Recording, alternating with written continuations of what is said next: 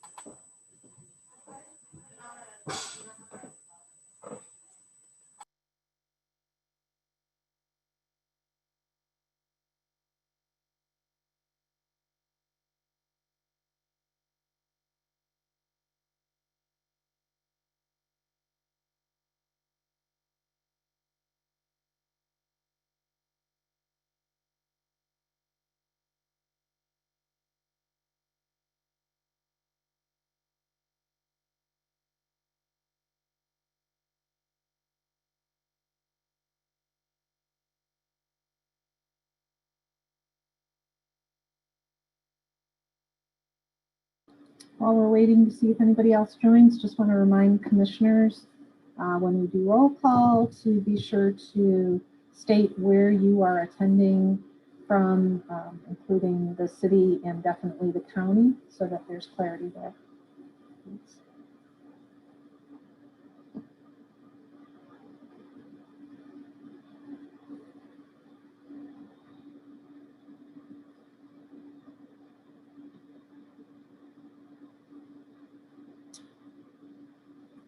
Chair Allen, do you want to go ahead and get started? Sure, I was hoping we'd have a couple more people pop in, but maybe they will as we go through the roll call. So I will get us started with roll call. Tom Alwyn, attending from East Lansing in Ingham County. And I will call out folks as I have you listed on the screen. So Cheryl, you're next. Cheryl Schmidt, I'm in East Lansing and Ingham County. Thank you, Cheryl. And Cindy? Cindy Roper, I'm in East Lansing and Ingham County. Thank you. Cliff? Cliff Walls, East Lansing and Ingham County. Thank you. Michael? Michael Townley, attending from East Lansing and Ingham County. Thank you. And Jessica? Jessica Crawford, attending from East Lansing and Ingham County. Excellent. I'm just trying to remember our rules as how many people we need to have on in order to move forward. I think we're okay, right, Kathy? You're muted, but I read your lips that we are. All right. Well, then let's move forward with approval of the agenda. Has everyone had a chance to take a look at tonight's agenda? Does anyone have any revisions or comments or necessary changes? I move to approve the minutes. Or Second the agenda, sorry. Yeah, I second the agenda. Thank you. Agenda is approved. Has everyone had a chance to look at the minutes from our last full meeting in February? Are there any changes or modifications or comments that need to be made? I move to accept those. Second. Okay, thank you. I'm supposed to do all in favor. I'm sorry, I forgot that part. Let's spin back to the agenda. All in favor of approving the agenda can raise a hand or say aye. Aye. Aye. Good, thank you. And all in favor, all opposed to approving the agenda. Man, I'm firing on all cylinders today. I hear nothing. All right, now we will approve the minutes. All in favor of approving the minutes, a hand or an aye? Aye. Thank you. Any opposed to approving? Sounds like we're good there. Excellent. So communication from citizens is our next agenda item. Brad or Nicole, do we have anyone on the line? And is there anyone who is looking to speak up? We've got one. Let me give them access to talk. Caller with the line digits 534, you can address the commission.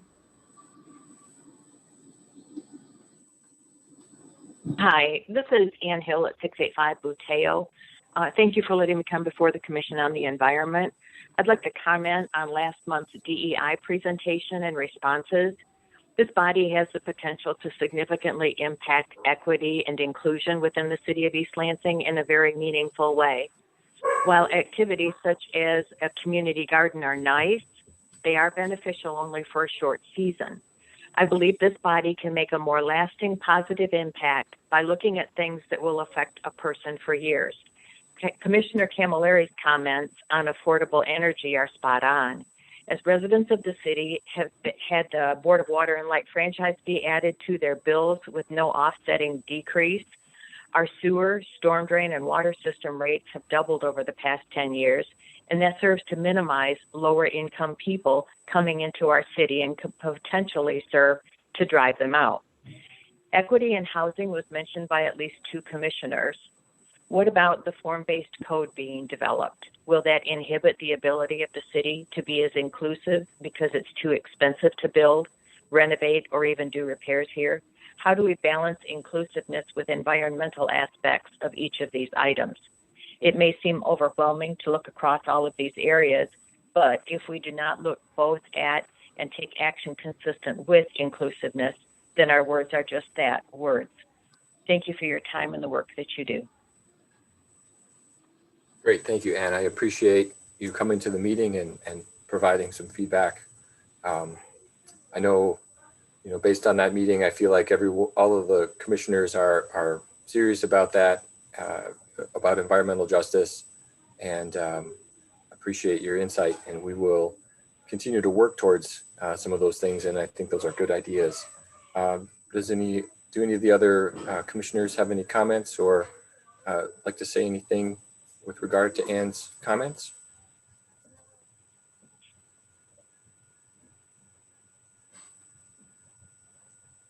I'm seeing that as a no. Thank you, Ann. I really appreciate you coming, at least, virtually tuning in, and I hope you stick around as we will keep moving. Unless, Brad, is there anyone else that is looking to talk? That's everybody. Okay, great. Thank you, Brad. I appreciate that. So I think we can move to new business at this point, which is a presentation from Commissioner Crawford on recycling. Yep, semi-new. Hopefully you guys already forgot about what I presented on last time I had to do this, so then it will seem like completely new information. So just pretend like you don't know anything and we'll be good to go. All right, so I think I need Brad to access the presentation. Yep, I'm pulling it up right now. Cool, thank you. And there you go. All right, awesome. So yeah, just to get started, this is a community engaged research project kind of on how to enhance resource recovery in the city of East Lansing. So next slide.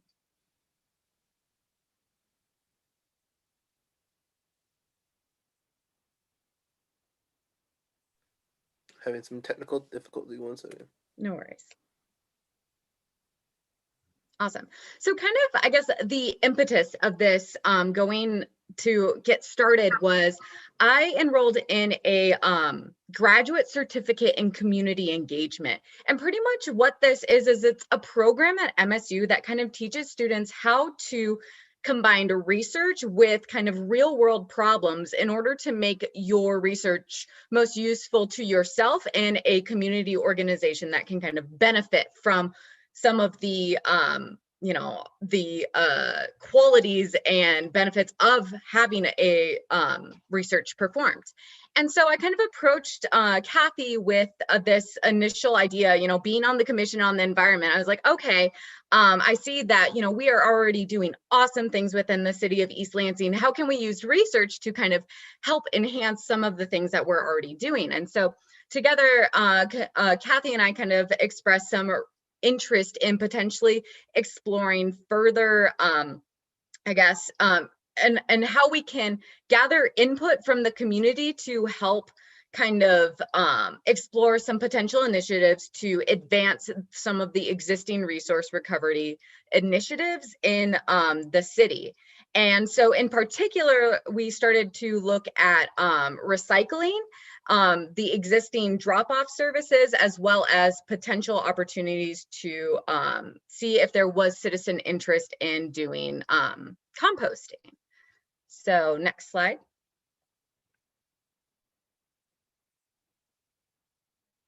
So kind of with all of this background information in mind, Kathy and I worked together to develop a online survey to gather input from citizens to better understand what the city can do to help them meet their resource recovery needs. In the beginning, we initially were trying to target just drop-off center recycling users, just because we felt like the drop-off was one of the more I guess it was just a more targeted population to kind of, I guess, try to improve on that front. And so when we were initially developing it, it was pre-COVID. And so we're like, oh yeah, I'll just go out and, you know, communicate with the drop-off users. And that's kind of how we'll try to gather input from the get-go. But obviously COVID happened and we're no longer able to do that. And so we kind of had to expand our survey to target just all of the city of East Lansing recycling users, opposed to just the drop-off centers, just because of the means that we had to distribute our survey kind of changed. So we tried to just kind of have like these little QR codes at the drop-off center so people could scan the code and pull up the survey on the phone. But we saw that just doing that alone wasn't getting kind of the volume of responses that we needed to actually, you know, have a decent sample size to draw some conclusions forth. And so we decided to kind of disseminate it through more broad, I guess, avenues, such as like the curbside journal and even the city's own like e-news dialogue, and then also just kind of posting it on the city's website. So again, it wasn't necessarily just drop-off users, and so we kind of had to adjust it with that. And with not just drop-off users, kind of the response, we adjusted the survey a little bit too, to kind of make it, yeah, we're focusing on drop-off, but we're also kind of getting a little bit more insight on some of the curbside services as well. And so the survey was up for several months, again, just to kind of get some of those larger response quantities. And in the end, we almost got 500 responses, which we were very satisfied with and thought that we could use, have some really good insight from this. So next slide. So this is kind of a slide showing the demographics between our survey sample and then the population of the city of East Lansing. And as you can see, there are several groups that are underrepresented. And what was difficult to tell was whether this underrepresentation was due to this survey itself, or if it was just a underrepresentation of recycling users. And so kind of not really having access to a baseline of what are the demographics of recycling users kind of made it difficult to make that distinction. I'm guessing it's probably a mixture of both. And so as you can see, like the Hispanic, Asian, other and African-American races are kind of underrepresented, as well as males and people that are younger than 65. Next slide. So in addition, past the demographics, this we got information on kind of the recycling use. And the survey showed that almost 90% of the people that responded already had access to curbside recycling. And that only 11% of the people that took the survey did not have curbside recycling. And we suspected that this low number was because people that don't have curbside recycling, which most of them lived in multifamily housing units, are just not recycling, compared to this low number, meaning that, they have adequate recycling services and that's why they're not coming here. So to us, this was a big indicator on there is a huge population that we're missing as far as who has access to recycling and who is using this service. But fortunately, a lot of the people that were using it were either highly satisfied or satisfied with the existing services. So they're happy with what is currently being provided, but they still had some suggestions on how we could kind of further advance some of their recycling needs. So next slide. Oh, and then this is just kind of showing some of the most commonly recycled materials at the drop-off center. As you can see, one of the biggest ones is polystyrene, and the other kind of biggest one is corrugated cardboard. So the polystyrene, that makes sense because polystyrene obviously isn't offered in curbside recycling. And then as far as the cardboard, a lot of times people have the material that they have excess of that's not going to fit in their curbside cart is going to be cardboard. So that's kind of going to be that material that they take to the recycling center, so that you can kind of see how this is offered, is kind of being used as a supplemental recycling service compared to curbside recyclers' primary recycling service. Next slide. So with people's suggestions for recycling, they did have some curbside, I guess, suggestions, mainly to be, go to weekly pickups, adding polystyrene into the curbside mix, and then also offering more recycling guidance.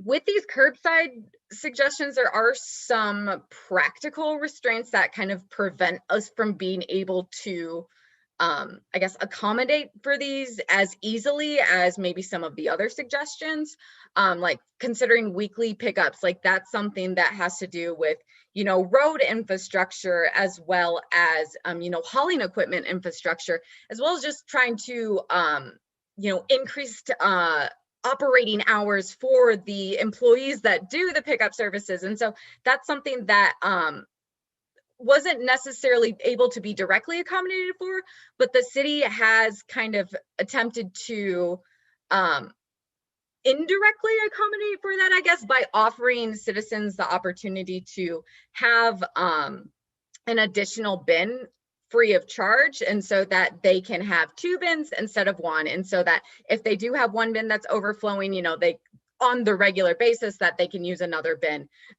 to kind of meet some of that excess.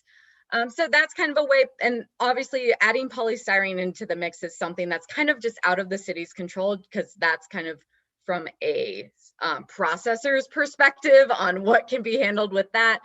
Usually polystyrene isn't good for especially those single stream mixes, just because it's so lightweight and it tends to contaminate other recycling streams, making them, lowering their value. And so that's something that's a little bit more, I guess, challenging to address. But recycling guidance is something that the city has already started to offer some on, but can continue to grow and offer more as far as, providing educational materials and stuff like that. So with the drop-off center, one of the big requests was just to add additional materials to the drop-off center, namely being some of the more hard to recycle materials, such as electronics, plastic film, wood, some of that kind of stuff. But you can also see that there are a few things that the city already offers recycling on that people requested. So like light bulbs, batteries, and textiles were all things that the city already offered recycling on, granted pre-COVID, and are no longer available because of COVID. But once those restrictions lift, they should hopefully return back into service. And so those results also kind of speak to the lack of, I guess, awareness of some of the existing services. So that in itself kind of tells us, yes, there needs to be a little bit more, I guess, marketing of these available services once they do come up again. And then also people wanted more recycling guidance, more so at the drop-off center than the curbside. A lot of people were kind of confused on what can go, can a carton go in the box board bin, or, what's the difference between box board and cardboard and all that kind of stuff. And so people were just kind of having some challenges with sorting. And so a lot of people requested that there would be more available information for exactly how to put what where. Next slide. Oh, and then composting. So we kind of asked people about if they're interested in joining a hypothetical composting program, so that if the city were to ever pursue a option of potentially doing a pilot composting program, we know that there would be a backing from the community to make it worthwhile. Otherwise, if there's not going to be any users, then there's no point in trying to adopt that practice. And so 78% of the people were very interested in composting. And then most people would obviously prefer to do a curbside program over drop off, just mostly for convenience and, lack of storage and all that kind of stuff. There were less than 100 people that said that they would not participate. And half of those people said that because they already had composting at home anyway. So that was kind of a very positive thing to know, that people are already doing it and that's why they don't want to do it. So yeah, it seemed to be a fairly positive response from the community about whether composting would be an appropriate practice for the city to adopt. Most people were willing to pay some amount between less than 25 a year to 75 per year. Obviously the remainder were not. But what was kind of interesting about this result is, we see that almost 80% of people say, yeah, like we're interested in the city adopting this. Yet the average priority ranking when asked, like, what is your priority for the city adopting this program? People ranked it at 5.79, so just above, average. And so to us, we're kind of thinking, okay, a potential reason for this kind of ranking as just like a middle ground priority to people could have been the timing of the survey, just because, it was happening during a time where obviously COVID was happening. And so the need for prioritizing public health kind of, surpassed any kind of environmental things that weren't necessarily seen as a priority at the time.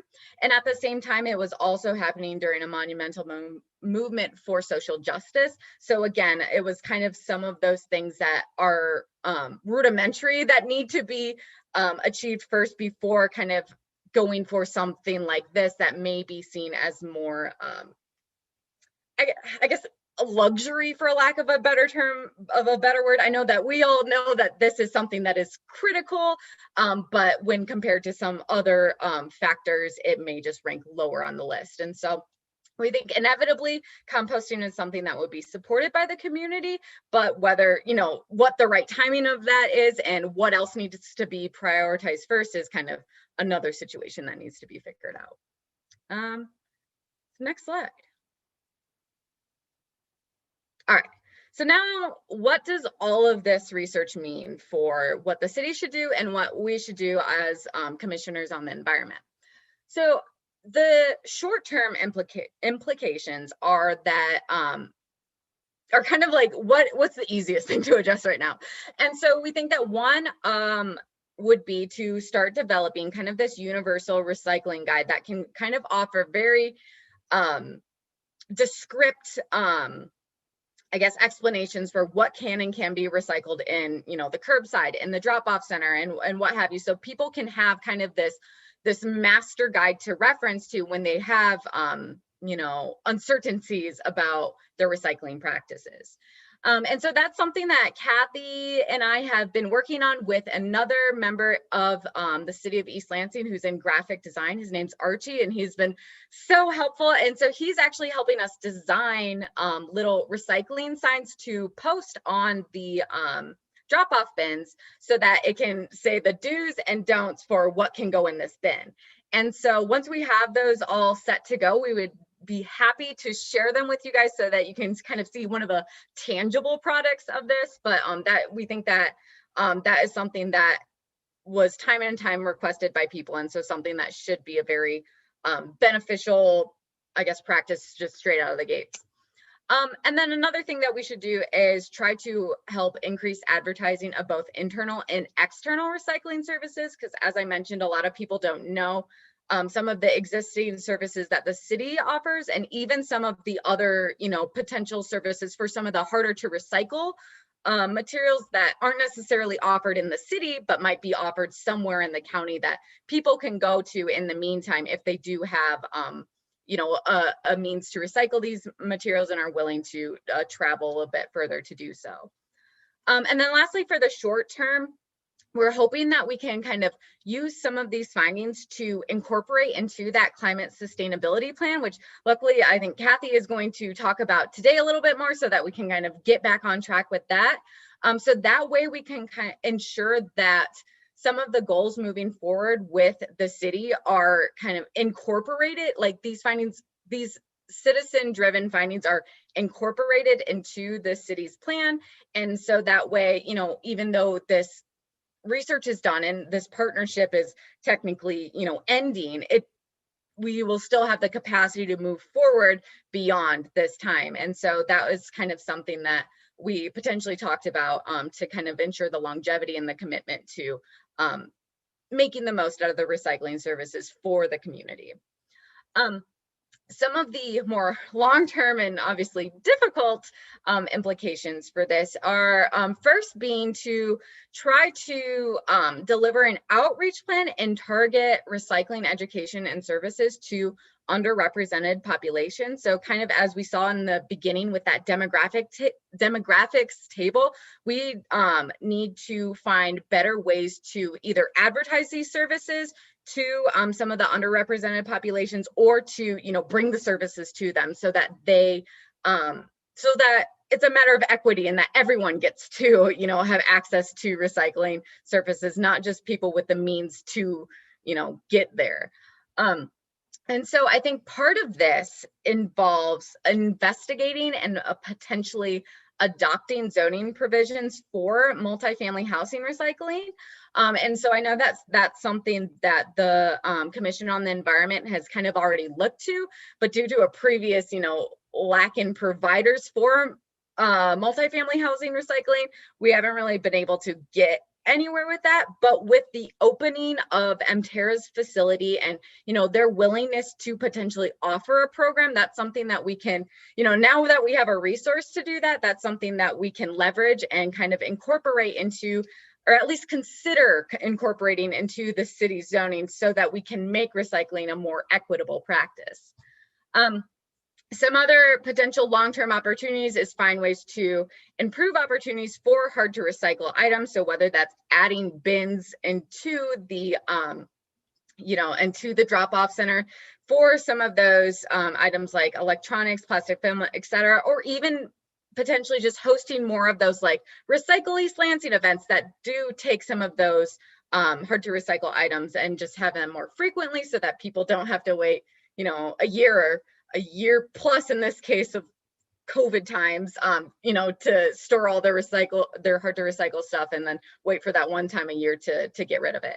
And then lastly is to seek funding and implement a pilot composting program. So I know that Kathy has already told me about that the city and potentially other places in the region have been looking into potentially doing a proposal for something that can start up some type of composting, depending on what that exactly looks like and kind of if their funding is available, and how that all plays out is going to be kind of a big indicator for what can be done next to do something a little bit more permanent. But I think that composting should definitely be a part of the city of East Lansing, just because I think we have an awesome community that is not urging us, but is supportive of us moving forward on that type of initiative. And so I think that whatever the city can do to make that happen and make, increased waste diversion easier and more accessible to all of the citizens of East Lansing, I think that would go a long way. And so, yeah, whew. All right, that's it. I'm done rambling.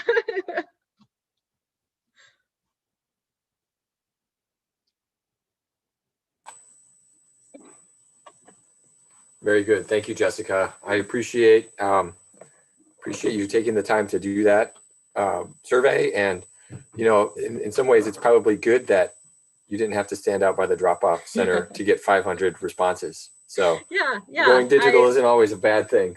exactly.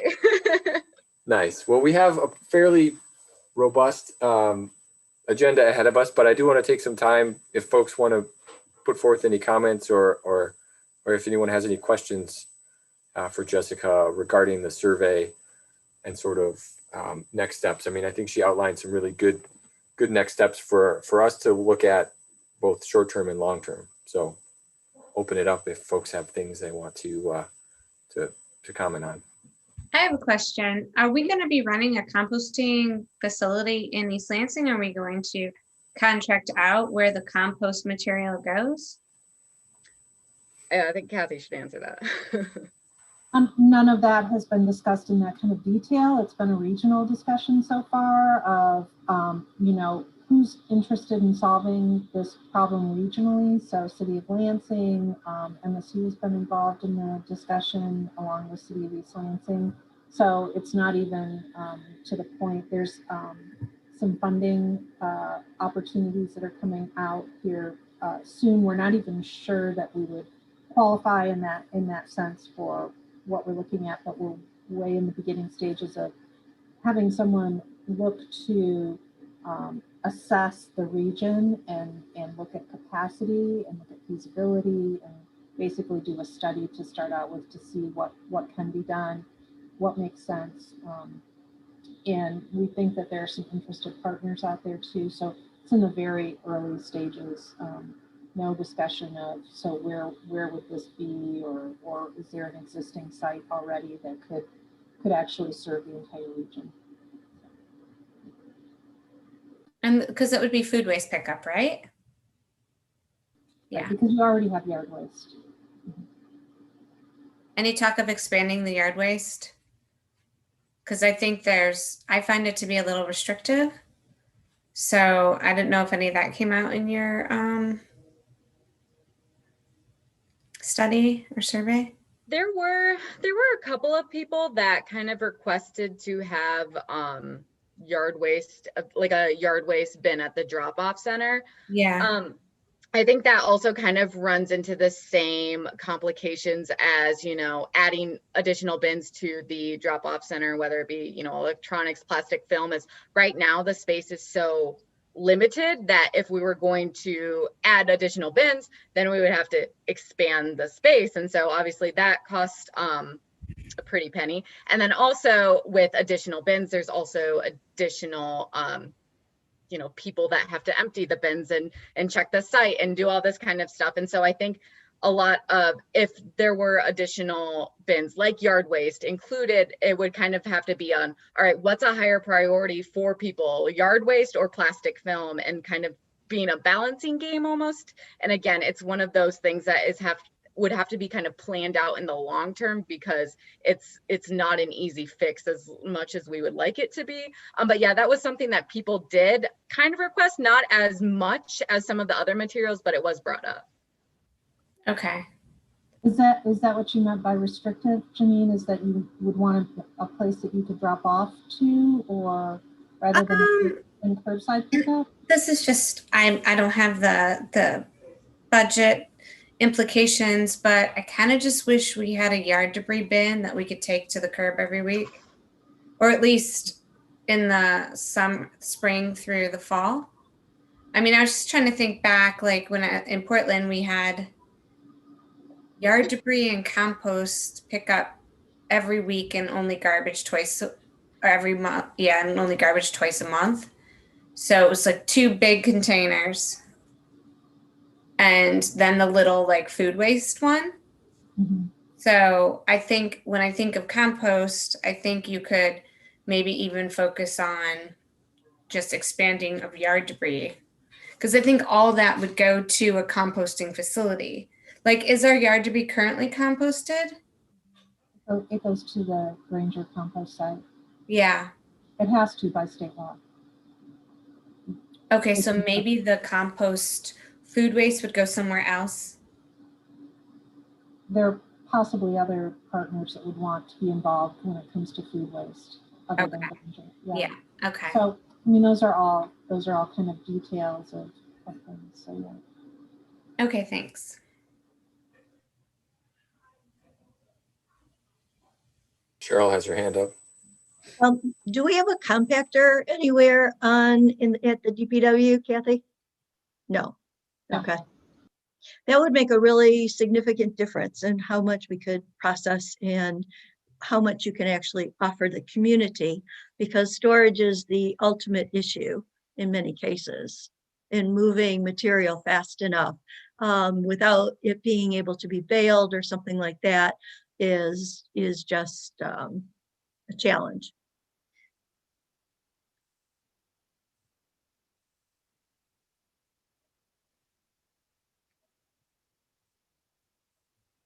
Anybody else have any comments?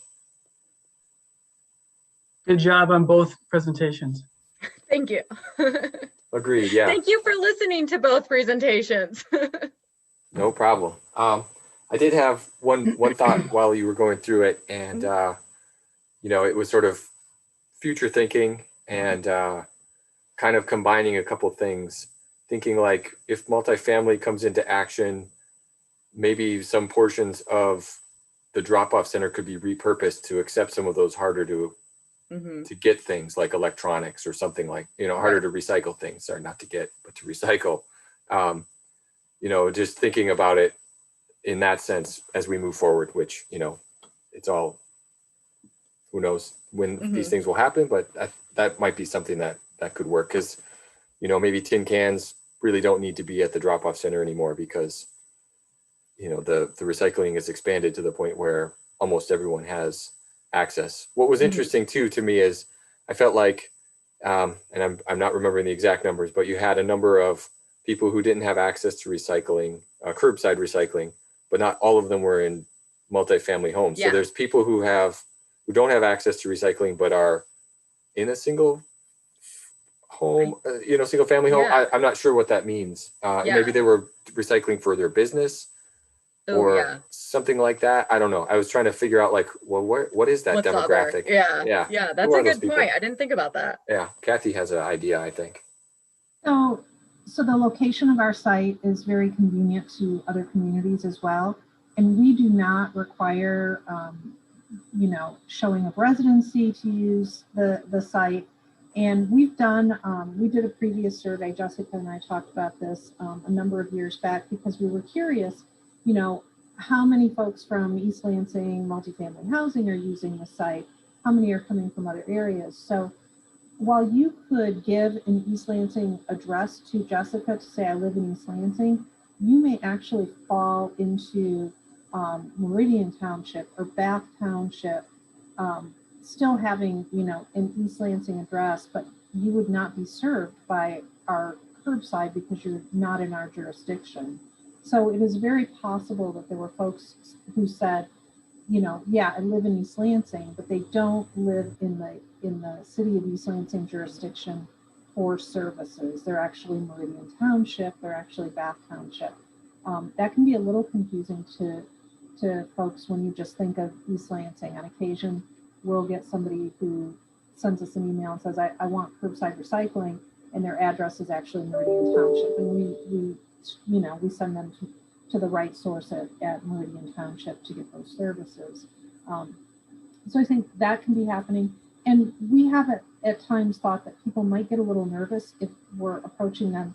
You know, we weren't approaching them at the recycling site for this survey, but if they were taking the QR code from the recycling site, that they might feel like, ooh, I hope they're not going to change this to just East Lansing folks or make the site restricted. You know, that wasn't the purpose of asking for information, but sometimes people are using the site knowing, well, this is in East Lansing, it's open, you know, and we do make it open. We want equal access. We you know, have never thought that there was a way to be equitable and restrict the site in the location that it's in, and that's not been something that has had any kind of support from anyone in the city at this point.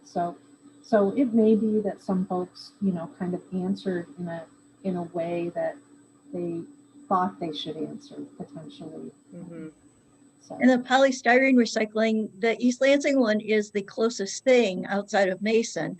And so that has generated a lot more traffic, I believe, up at our recycling center. In town, it's not just a matter of taking away a bin and bringing in a bin.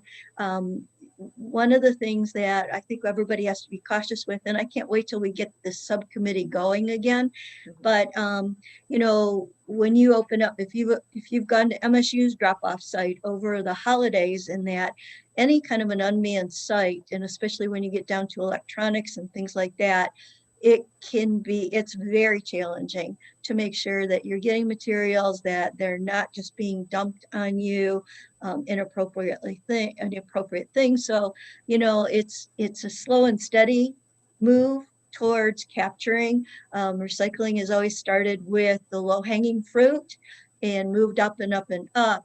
And we're always going to have some difficult to recycle things. But I agree with one of the points of, I think we should have more often days, but, rather than that one gigantic thing that we have maybe 2 or 3 materials that we do and stagger them so that it is a little bit more convenient and not that huge line that we get out at that big recycling thing. Although I miss directing traffic there. I so enjoyed yelling at people and having them try to run over me. You're one of the best, Cheryl. You're literally one of the best. I didn't take any guff from anybody. There you go. And unfortunately, if you haven't already heard, the event is canceled again for this year due to COVID. It's such a volunteer-heavy event, and such a big part of the event is also our senior pickup, which requires, a couple of people to ride in a pickup truck together, a couple of volunteers, and we're just not there yet in terms of the pandemic. So are people still horribly concerned about transmission of COVID on materials itself? I know that was this has been such a learning process of what the pandemic was actually all about. And we know it's in the air, we know 90% of it is that. But I know that's why people stopped accepting certain materials, particularly plastics, there for a while. But have we gotten everybody past that point or no? In terms of like at the recycling site or that? Yeah, people still believing that COVID is being transmitted potentially through any of these materials that we're collecting or, that are coming, from your homes. Yeah, we're not getting feedback to that. Okay, good. At the beginning, there certainly were concerns, and there were concerns from processors. There were concerns, kind of throughout the chain of recycling. So I think that's worked itself out in many ways. I still have neighbors who are washing all of their groceries when they bring them home.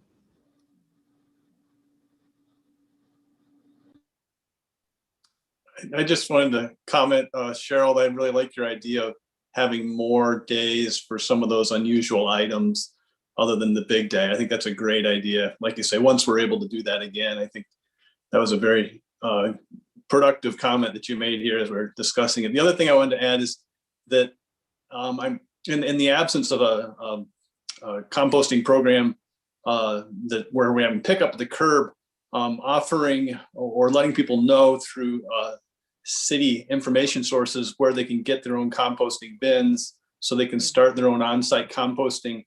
That's a great way to get that stream diverted from the landfill. And so that's something that we can do maybe in this time. Mm-hmm. And even if we have those people doing that and we don't have to spend as much energy and electric energy and fossil fuel energy picking up their compost in future time too, that's a big thing too, because it's really most efficient to do it on site. Mm-hmm. And so if we can work to build that ethic in the community, that's a good thing too. So a couple comments there. I like Cheryl's idea too. So I'll take my comments off.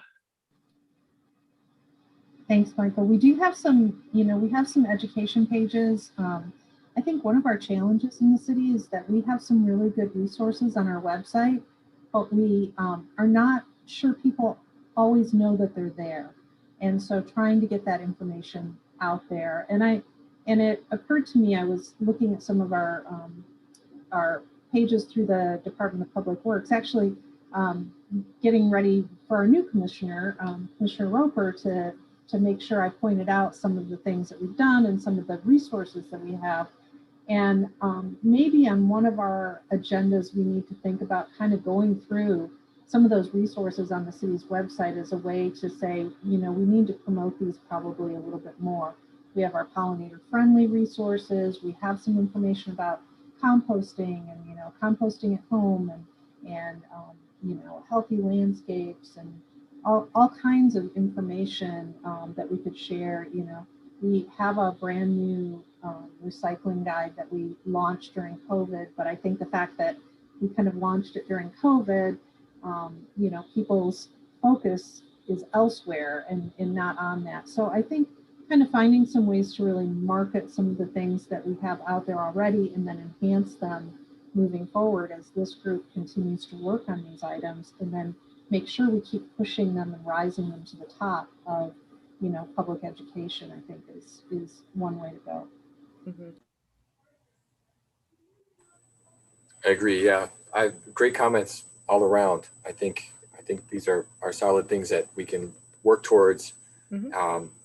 And just, you know, now that we have some data, make sure we remember.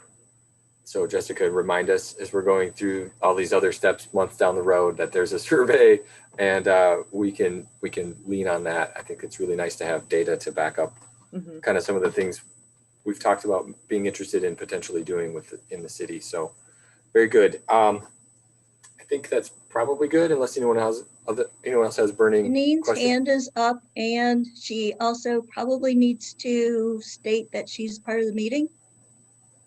Yep, sorry I was late. So Janine Camilleri from Ingham County, East Lansing.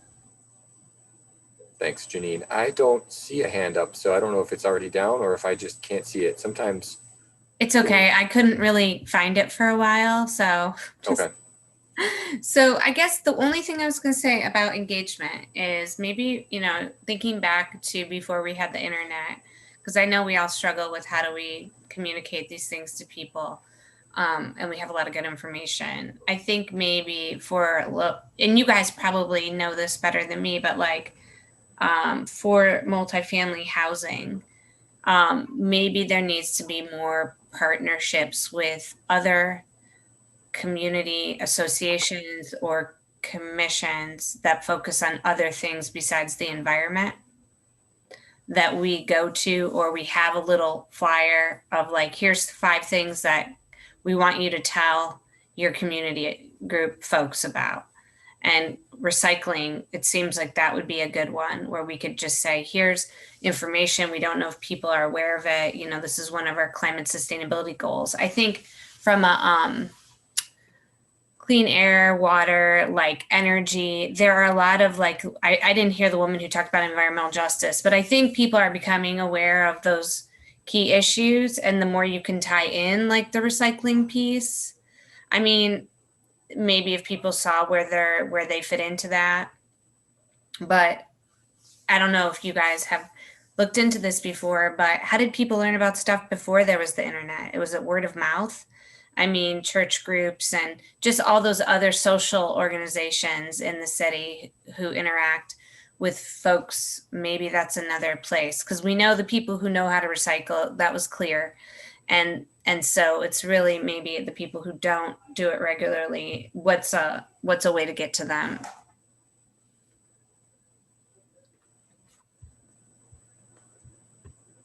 Good point. Yep. We got to make sure we catch the folks who don't know about it. Those are the ones to bring into the fold for sure. All right. I was going to say, I don't have an answer to that question, but I have another quick comment for Jessica. You referenced zoning, rules, changes and stuff like that. So the GLRC, the stormwater group that I coordinate, we're working on developing a green stormwater infrastructure boilerplate guidance manual for the region. But it can be more expansive than just like rain gardens and stuff. But if you have ideas or boilerplate or can help us frame this issue for that exercise, we could get that out. not everyone's guaranteed to adopt what we provide, but for the communities who want to be more green, we wanted to say, here, slap this in. Not only is it cleared, but it'd be regionally consistent if you adopt this.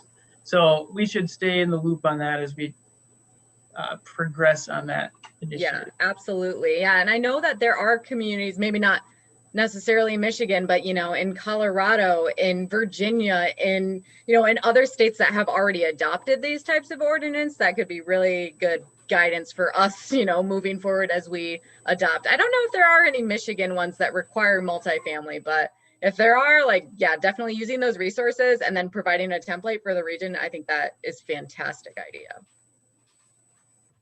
Cool.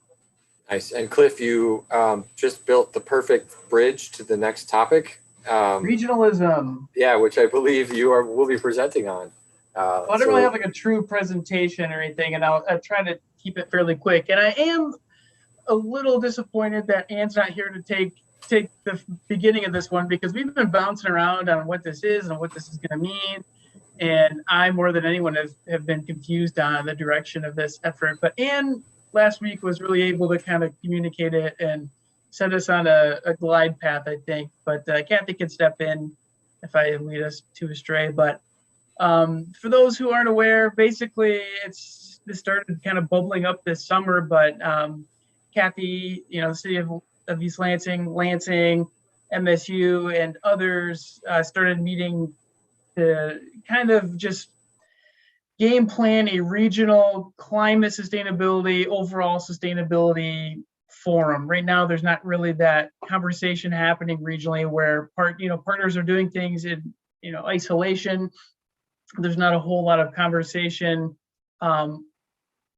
holistically. There's the group that I coordinate, we have a great regional relationship with our surface water program and drinking water program and recycling programs, but there hasn't really been anything focused on these broader climate issues, climate adaptation and stuff.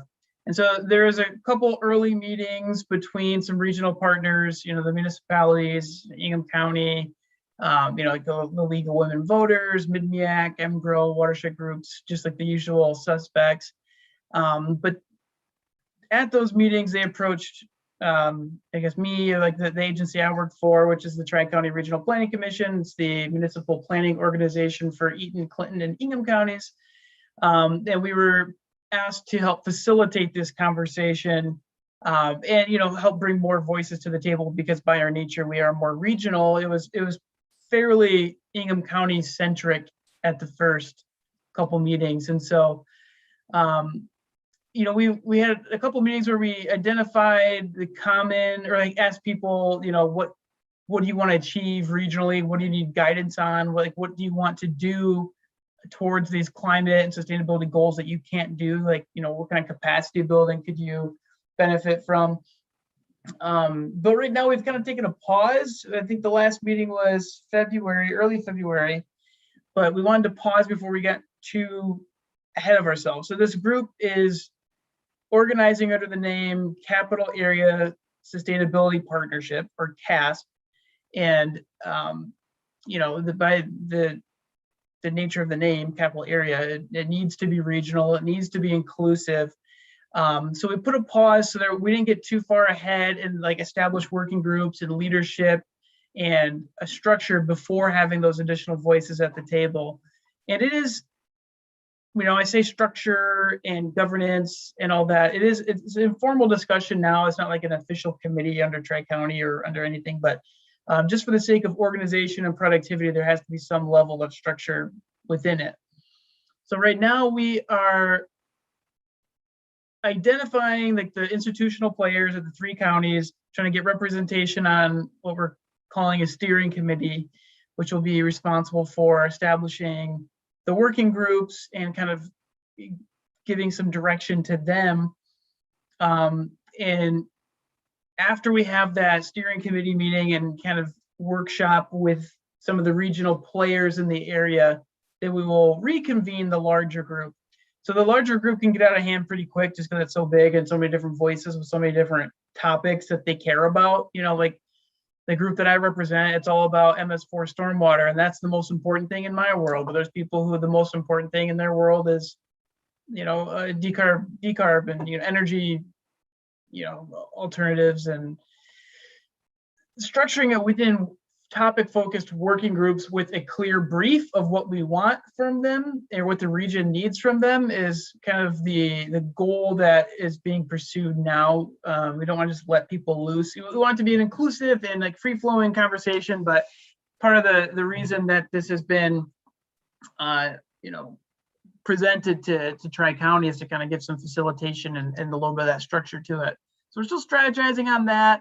But things are looking up, and we're, Kathy, if you have anything to add, go ahead. But it's still in a very formative stage, but it's clear that there's an appetite for regional conversation on these issues, and there's engagement and interest. I talked with Clinton County today and got a volunteer for the steering committee. I had a meeting with Eaton County last week, and they are involved. We have volunteers from Ingham. And then, of course, we're going to branch out eventually and include faith leaders and community organizations, and it's going to be more broad. But for the steering committee, for something to be actionable from a government level, we for sure need those institutional players at the table to help tell us how to be most effective and how this exercise can be most useful to them from that planning and actionable, possible. We're trying to figure out what we can do and not just, come up with general, here's what we should do, but like, what can we do as a region? At least that's my perspective as a regional planner. But I don't know, did that make sense to anyone? It's kind of rambling. Yeah, that's pretty awesome. Do you know if you guys would consider, see, the city of Lansing doesn't have an environmental commission, right? They do now, right? Aren't they forming it? So Yeah, it'd be cool. Yeah, they started one. Okay. I guess I was just thinking what would be cool is if like Meridian Township has one too, because Rose is on it. Yep. And like if we could, how we write resolutions? If all three commissions could take a resolution to their city councils as maybe a pact between the mayors, or Meridian Township doesn't have a mayor, right? But like, maybe to have like a structure too where the townships and the cities can also like acknowledge the work too. I don't know. I'm just thinking it'd be great if we could all get together with these commissioners. Yeah, I think there's definitely an appetite for that. And there was a lot of discussion about like a resolution and using this body to kind of craft that, or body is the wrong term at this point, but I have to be very careful about that. It's not a Tri-County committee. It's a conversation we're hosting. But it's, yeah, there's a potential for that, getting the players to craft something together and then take it back home. And it's very early right now, and it's yet to be seen the direction and the final outcomes of this, but we want to be strategic in the approach early because there's a window here, and if we blow it now, then it's hard to reopen. So try to be strategic by getting the right people at the table, using the right language, and being, making sure everyone's voices are heard, and not just, hey, here's what here's what some of these more urbanized area communities want to do. Here's what everyone should do. But making sure, we're involved in the conservation districts and making sure that there's that rural connection and that it's not just driven by the usual suspects, but that there's this inclusion that we're dedicated to. Cheryl? It is a very large group, and there are a lot of very diverse aspirations in that group, because I'm in it too. But the way I saw it initially was, how when we were talking about the resolution or looking at the paving of the parking lots and not using certain materials, and we knew Meridian Township had already done something on it, and so we kind of mimicked a lot of their language. The way I saw this group functioning was to not reinvent the wheel, and also to recognize that our borders don't, the nothing ends at our borders. We are all in the same region, and to, kind of make it a cohesive group or a cohesive area as far as sustainability goes and all of that, and to help each other along in choosing the right kinds of resolutions or ideas to move forward. So it's huge. Right now it's huge, and it just, I think it needs to narrow its scope and to figure out, which working groups are prioritized, that type of thing. But I think it's a great idea. I mean, we don't end at Coolidge Road. The streets don't stop right there. So it's an idea of bringing everybody together, trying to stay very much on the same pages so that people doing business in our communities also really understand what the goals are around here, as well as what the restrictions may be around here, and that they all make sense, and that they're not, trying to figure out, have I crossed this mile road? Yeah, no, that's exactly my perspective too. I think that's very important. And like in my world and my programming at Tri-County, the stormwater program is an excellent example of that. That's why it was created, to create that regional consistency. So everyone is sharing in the same ordinances for post-construction and, watershed ordinance or wetland ordinances and all that. And so I keep coming with that, like, actionable planning back, in the back of my mind the whole time, because that's my background. But yeah, there's others who have different visions for how this works. And so that's why we're trying to consolidate this, like, steering committee. So it's not, we don't want it to be anyone's decision of any one group decision of where this thing goes, but it's important to at least have those regional players decide on, that overall purpose, and then kind of let people run free, under some sort of structure. But I think having that guidance will be useful to show others what is actionable together versus what is, what would be spinning our wheels on. Cindy, so you have your hand up? Yes, thank you for that. I definitely appreciate hearing the perspective about regionalization, and I wasn't sure what to expect in this conversation. But I'm also wondering if there is a space where climate leadership is being discussed, and and I may be missing this, but there's everybody coming together and coming up with various sustainability goals that are aligned and can easily be implemented. But I somehow thought that we were also talking about climate strategies. And so maybe this is the wrong part of the agenda or the wrong space for that conversation to take place. But I've been wondering who's spearheading really. I was somewhat involved in the A20 strategy in Ann Arbor, and I'm kind of craving having a similar space in the East Lansing community. And so again, if this isn't the right time to bring that up, very understandable, but I'm interested in having that conversation at some point. Yeah, I think that's totally, I think part of the goal of this group is the sustainability terminology is, it was chosen purposefully to not scare away certain stakeholders just by the name of the group. But the intention is definitely climate adaptation, climate strategy, but under this umbrella of, sustainability. I mean, what does sustainability mean? It's definitely a buzzword, but that is the goal of this, is to have that regional climate conversation be housed out of CASP. Kathy, would you agree with that? Have I said anything wrong through this whole? You know more than me. I don't know about that. You've not said anything wrong. That was very well said and well described. I want to say Cliff has done an amazing job at kind of helping us to formulate how the facilitation of this group could work.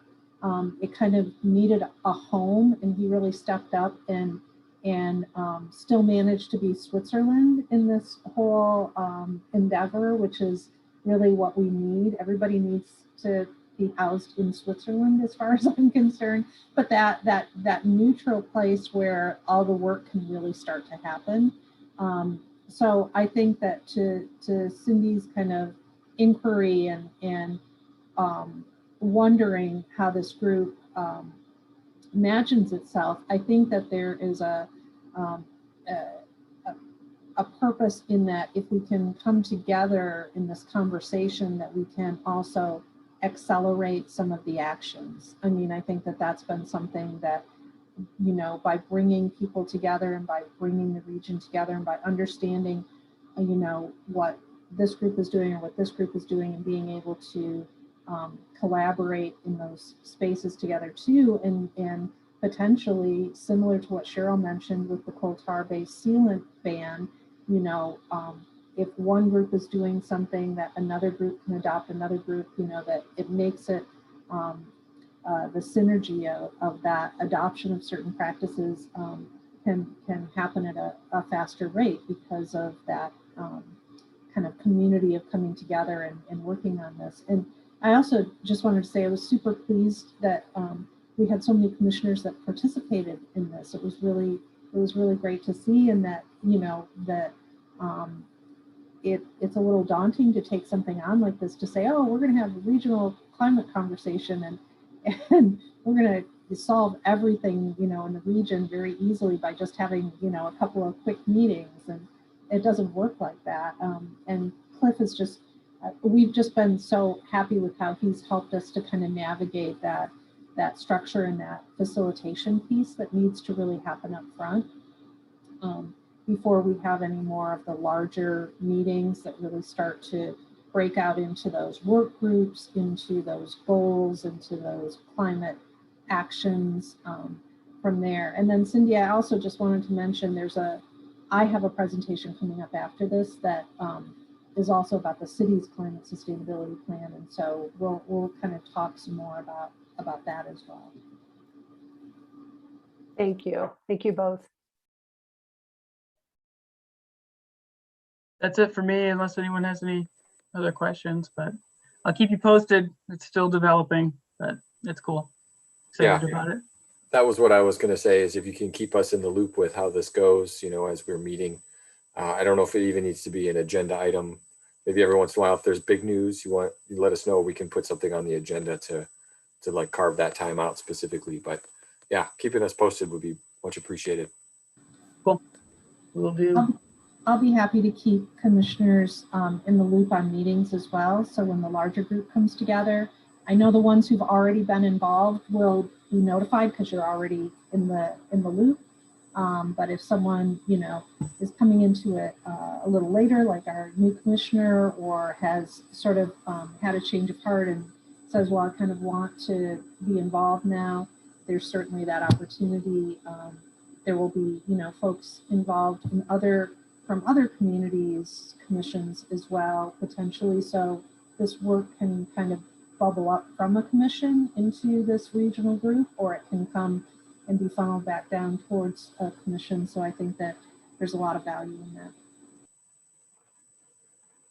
Nice. Thanks, Kathy. And thank you, Cliff. I think Cindy opened up a good transition to Kathy's discussion. I love that you guys don't even make me do any work with coming up how to switch from one to the next. You kind of do it for me.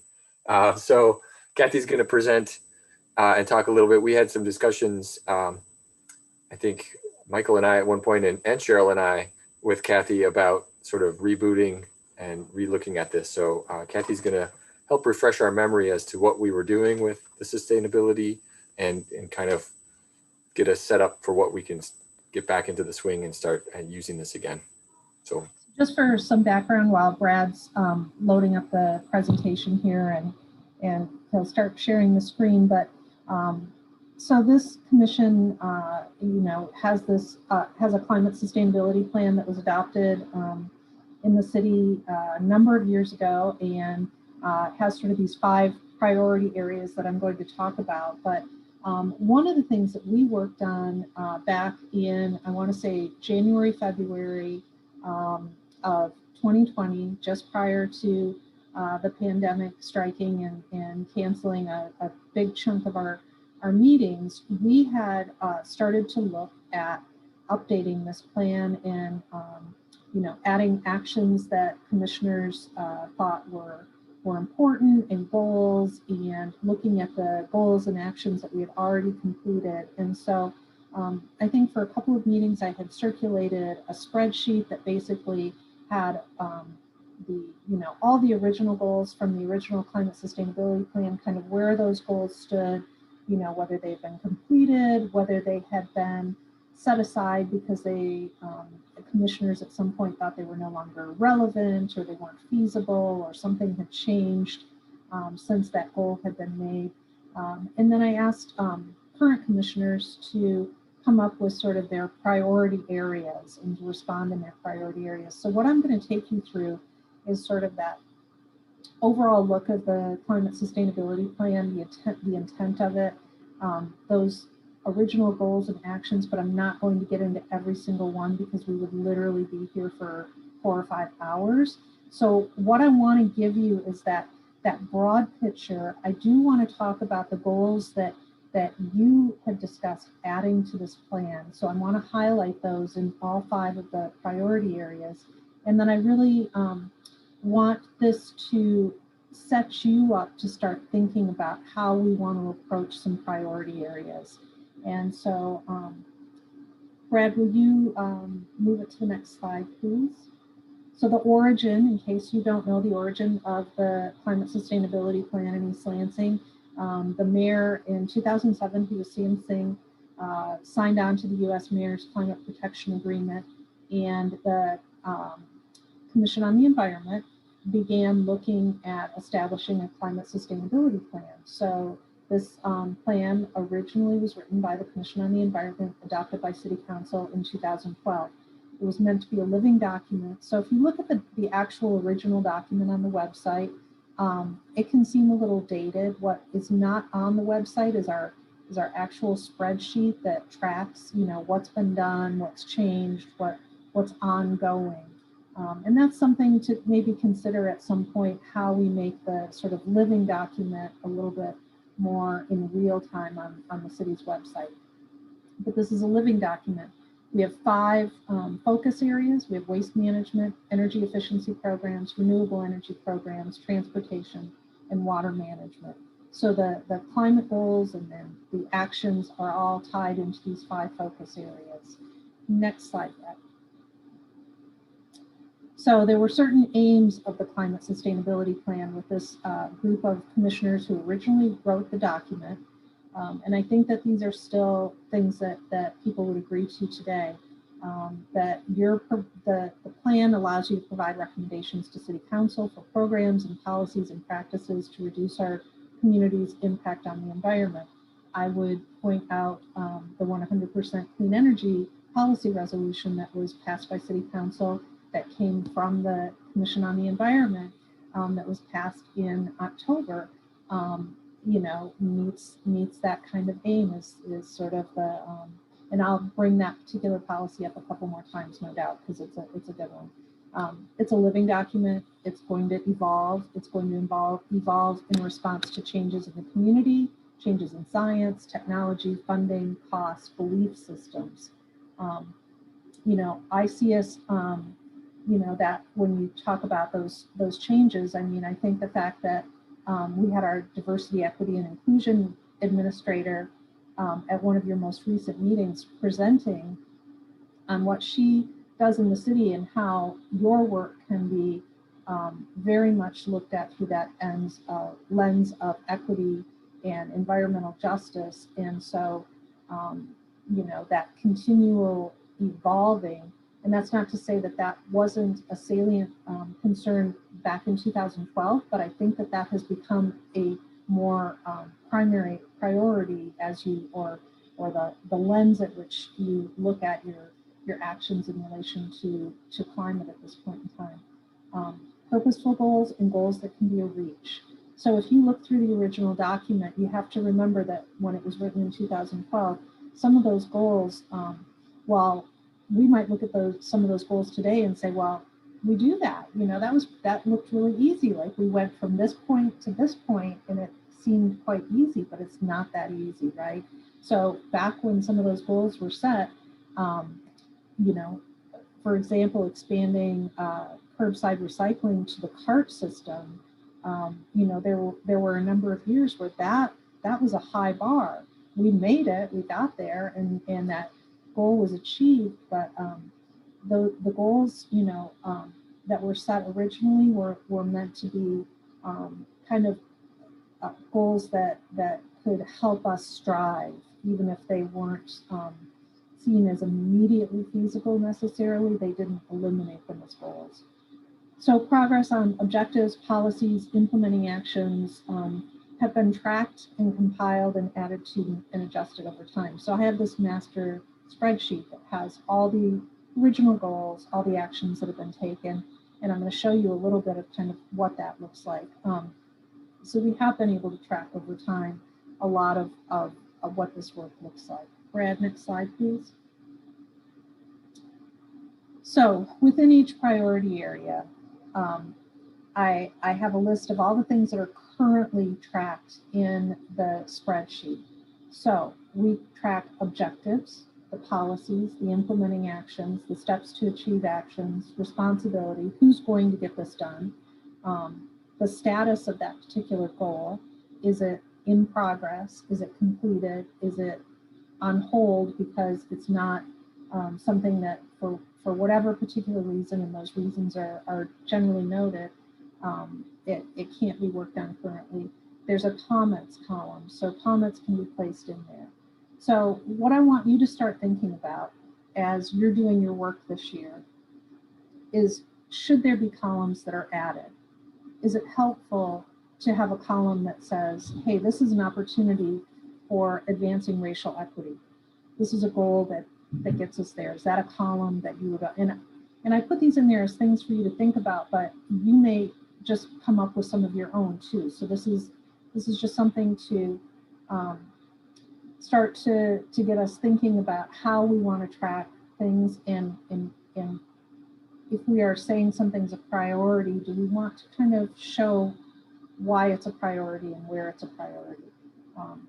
Where are opportunities for advancing environmental justice? Is that a column that we want to track in relation to our objectives and our policies and our goals?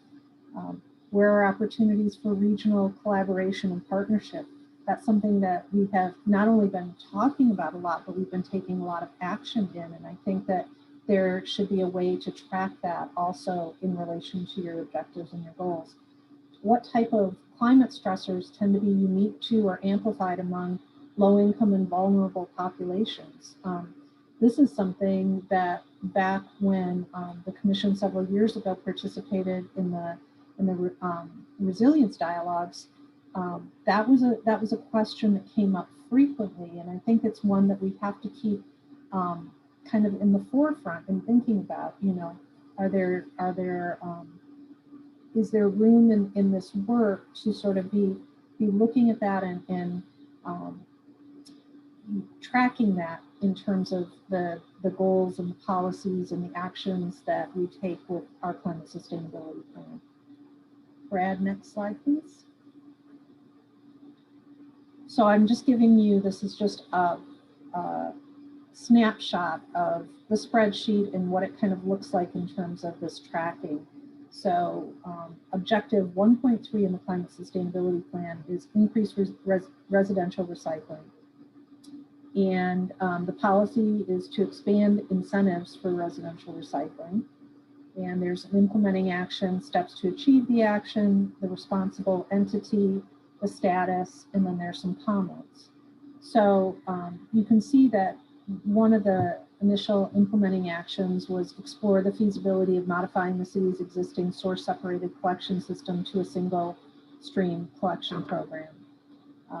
And it, you know, talks about the steps to achieve that action, responsible entity, Commission on the Environment, city staff, the status is complete, and the comments are in October of 2015, we rolled out this program.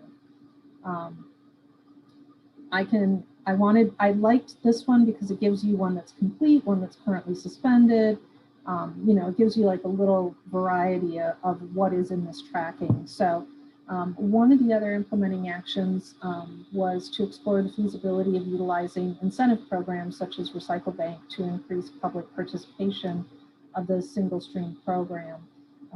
And, you know, there were some meetings with vendors, and it just really did not bring value to the proposed single stream program, and it didn't have a way to truly actually increase the participation.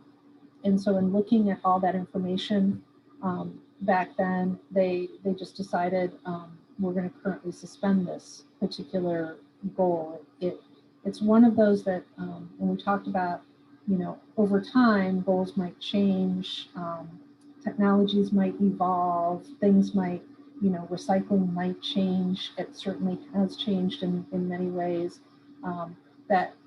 That there may be some things that are suspended or just no longer relevant or feasible. So, you know, you can see CFL and rechargeable battery recycling to offer that at city facilities, and to utilize existing programs like Board of Water and Light. So that's another one that was completed, and so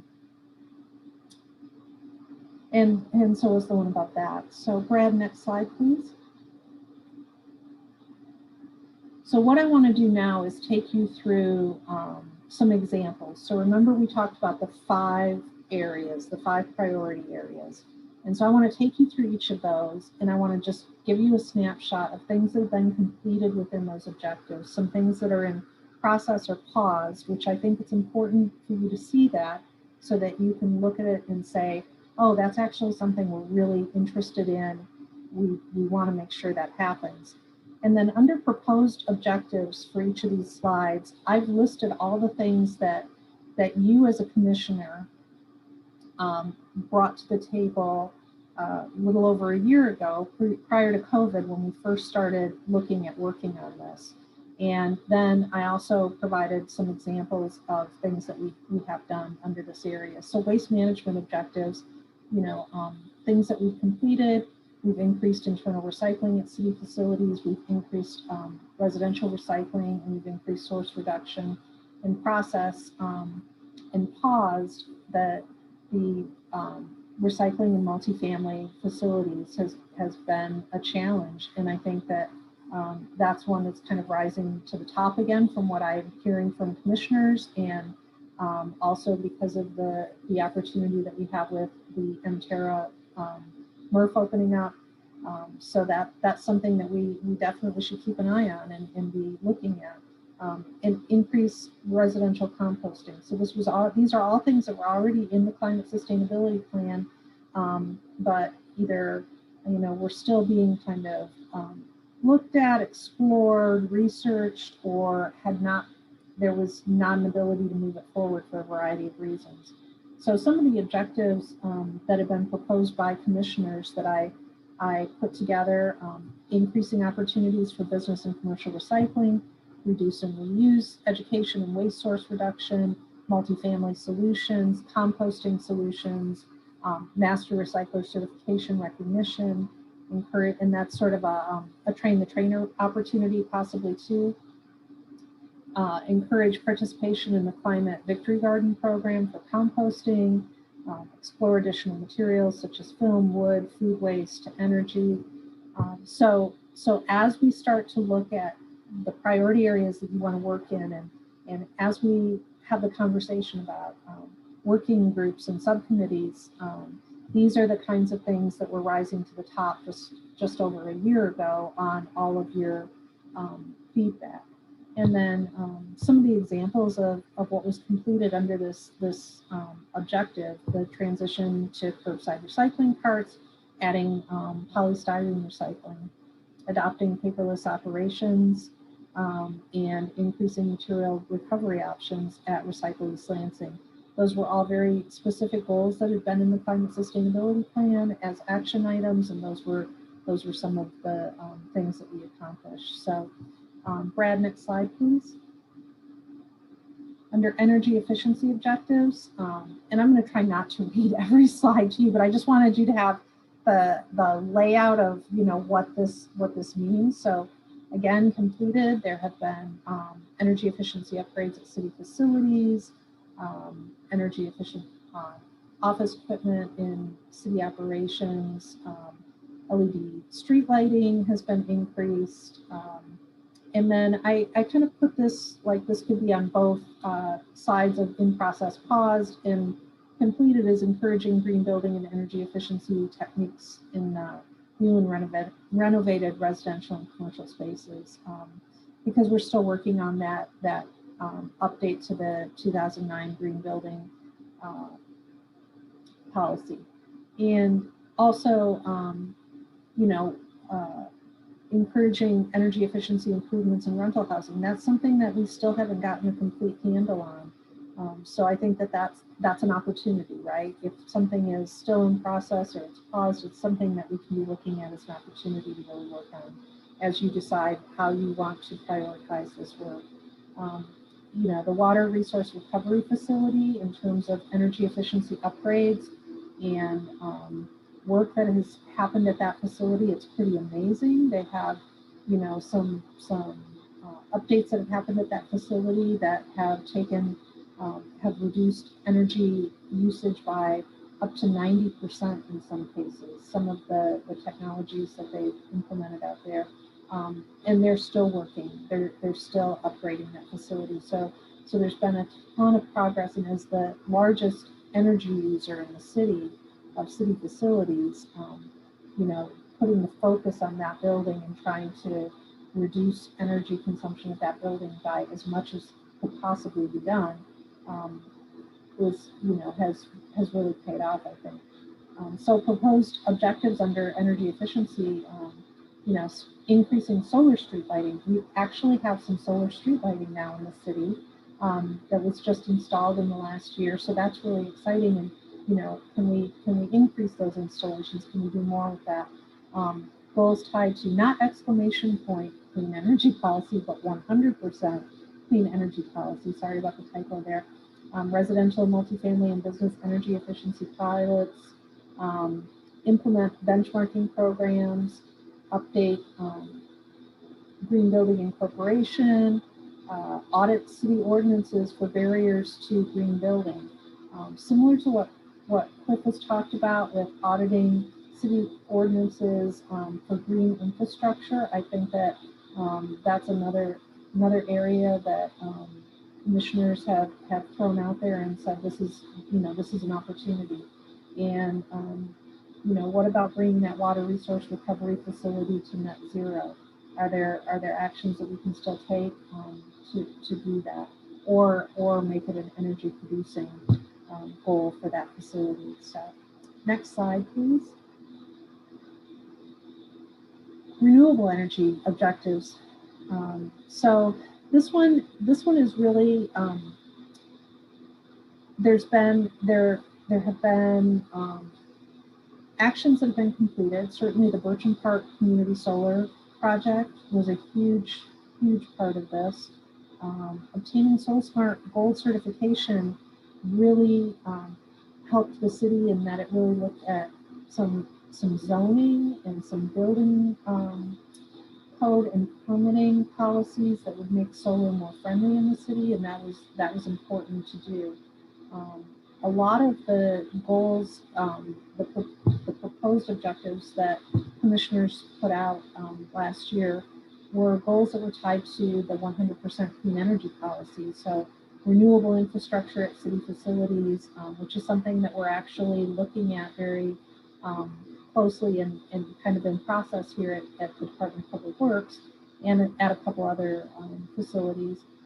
Encouraging utility providers to adopt clean energy goals more aligned with the city, trying to put some pressure there, and encourage business and residential renewable infrastructure. Next slide. So transportation objectives, this is another area. Reducing city fleet emissions, having a green fleet policy is one of the kind of big goals in this area. But increasing EV infrastructure for public and city fleet. Commissioners also mentioned working with CATA to ensure transit areas are well lit and efficient. Collaborate with the Transportation Commission. Some of the commissioners that have been on the commission for a while know that we did have one collaborative meeting with the Transportation Commission at one point. Commissioners also wanted to focus that collaboration with the Transportation Commission on regional bike lane opportunities to increase connectivity throughout the region and increase wayfinding regionally also. So, you know, we have the green fleet policy, we have the complete streets policy. You know, we're always going to be working, I think, on that biking, walking, increasing the ability to have that very bike and walk friendly community. But these are, under transportation, these are some of the things that commissioners had put out there last year that you're going to want to talk about and think about for the coming year. Next slide. Water objectives. So completed, you know, one of the objectives was to reduce energy consumption at the water resource recovery facility, adopt BMPs for stormwater management, and then this wasn't fully called out, but we later included it in the objectives, is to have an inventory of our tree stock in the city and a canopy study completed. And so all those things have been done. What we don't really know is how much, you know, in terms of decreasing water usage at other city facilities. You know, there was more focus on the water resource recovery facility, but we could take a closer look at other city facilities. But definitely the objectives that commissioners brought to the table, more inclusive objective of reducing contribution to surface waters. Cliff, again, I keep bringing Cliff up because he's done some really good work with this, identify and remove the codified barriers to green stormwater infrastructure implementation. I think that's something that's really doable. Adopted drain education and promotion, native plant landscape emphasis, which with our pollinator friendly policy in the city is a great goal to add. Benchmarking and education for residents on usage, promote and increase green infrastructure, provide examples for residents. So, and I gave a shout out to the GLRC on here too, because that so much work has come through that organization. The next slide, please. Oh my gosh, questions. I feel like I've been talking forever. This is one of my favorite, you know, Arbor Day is coming up, so I thought this was a good slide to use, but other than last year, I've been very fortunate every Arbor Day to plant a tree with students at Pinecrest and Mike Pasevich, who's a local forester and a wonderful resident, and we have a tree donated and the kids help us, so that's what this is from. And we're actually hoping we're going to be able to do a socially distanced Arbor Day tree planting this year with kids back in school. So.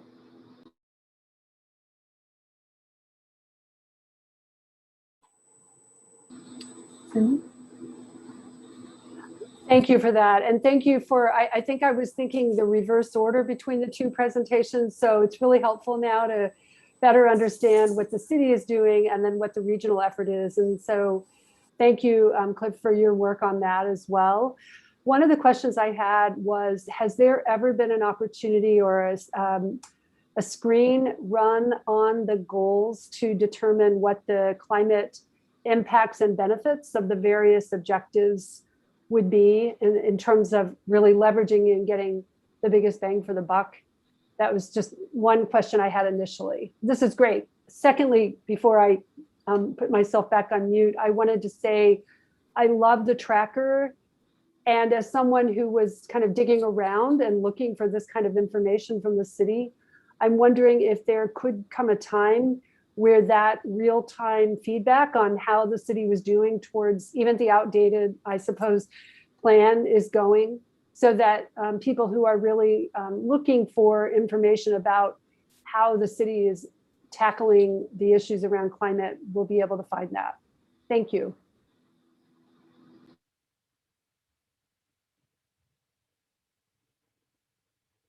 Kathy, you're muted right now. Sorry. So in terms, great question, Cindy. So in terms of the tracker being available online, I would really like to have that. And it's something that when we started talking about updating the plan, I really had kind of a vision for this going online right away and then being able to update it. Of course, and I don't want to continuously blame the pandemic for everything, but it has made life so much more difficult in this year. So some of those goals, because we weren't able to kind of continue this conversation, I felt like I needed to take a pause before I was actually putting things out there publicly, because it seems like there's also this opportunity for you to really kind of establish these additional goals and objectives that can be added when we go ahead and put that out there. I think it would be good to put it all out together if we can. If it's taking too long, then I think definitely to put out as much as we can to show kind of the progress of the city and where we've gone. And your first question, if I understand it correctly, and I like how you framed it, you know, has there been that screen of how an action, how much you get for a particular action? So, you know, whether it's coming from a, you know, a decarbonization standpoint, you know, or you know, is this a goal or an action that's going to reduce greenhouse gas emissions in a particular facility or in a particular area by a large amount, as opposed to an action that is a good action to take but doesn't have quite the impact? You know, or are you focusing on those actions that really have the much needed impact? And often when we're talking impacts now, you know, we're talking about that bigger reduction of greenhouse gas emissions. And so that's not been formally screened over the years, I don't think. We do have the beginning of a community-wide greenhouse gas inventory, which was worked on last year. And in fact, Nicole Mosteller, who's helping us tonight, was our intern at that time and is now the assistant to the city manager. And Nicole put so much time and fabulous work into that community greenhouse gas emission study. It's a very difficult lift, and we have all that data entered. We need to tweak some of it, and we need to look at some of it, but she had actually put a presentation together for the commission on that back again before the pandemic hit. She was, you know, we were intending on having that presentation. So at some point we should probably take that information also and use that as a baseline and as a way of tracking some goals moving forward. Thank you. Did I answer everything? You're welcome.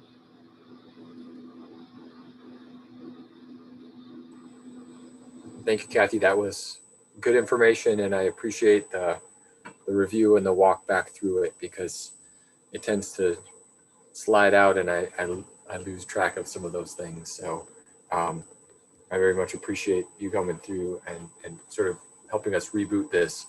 Yeah, I'm trying to think what our next steps with this process need to be. Are you thinking you'll reopen sort of the dialogue for us to be able to put objectives back in, or maybe we need to have a summary so we can sort of see what was that all of them in that PowerPoint, or was that like a snippet of it? Yeah, that contained pretty much everything that people had put out there. One way we could tackle this is in the next meeting or two.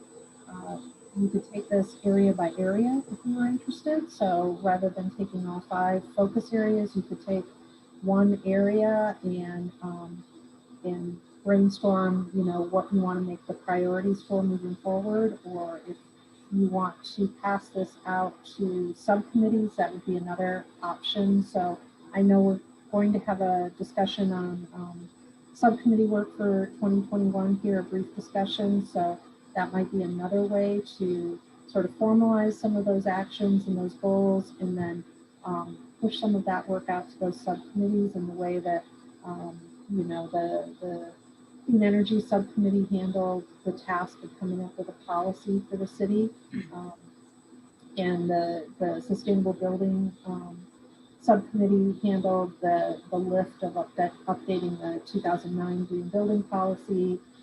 Multifamily Recycling Subcommittee needs to, you know, they haven't met in a while, and so it's time for that subcommittee probably. So I don't want to jump into the subcommittee discussion too early, but I think those are options for you as commissioners to tackle some of those. Okay, yeah, so, oh, was someone about to interrupt someone? Sorry. Janine has her hand up. Go, Janine. No worries. I didn't want to interrupt. So you go ahead.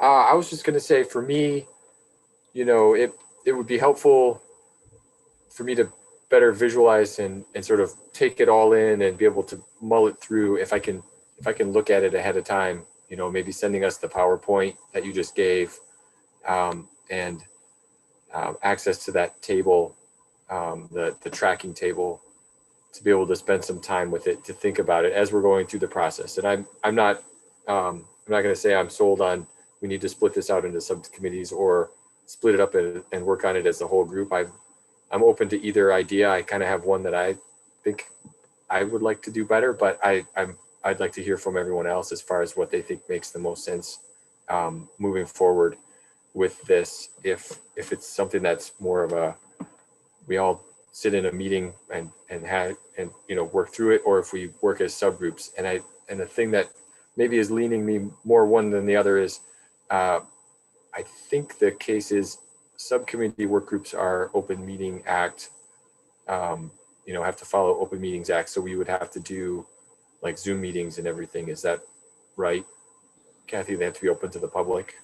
Right, so with our current system doing them electronically, we would have to open them up to the public, and so we would need the extra assistance and help with those meetings. And scheduling as well. A little heavier lift, yeah.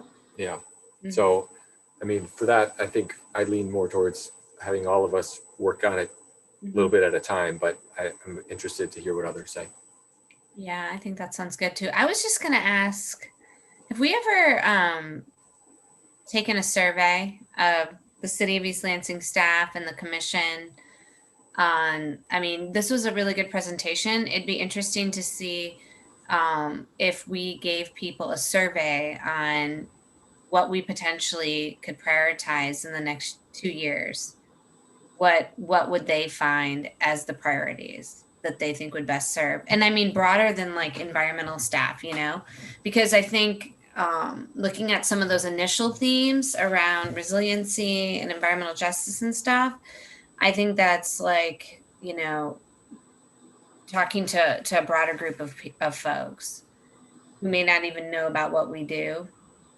So you're talking, when you say a survey, just so I'm clear, you're talking about like a survey of the East Lansing community, the residents of the community, or? I mean, at first I was kind of thinking that, but I think that might be too big. Like we could just do, I mean, we have a lot of commissions and we have City of East Lansing staff.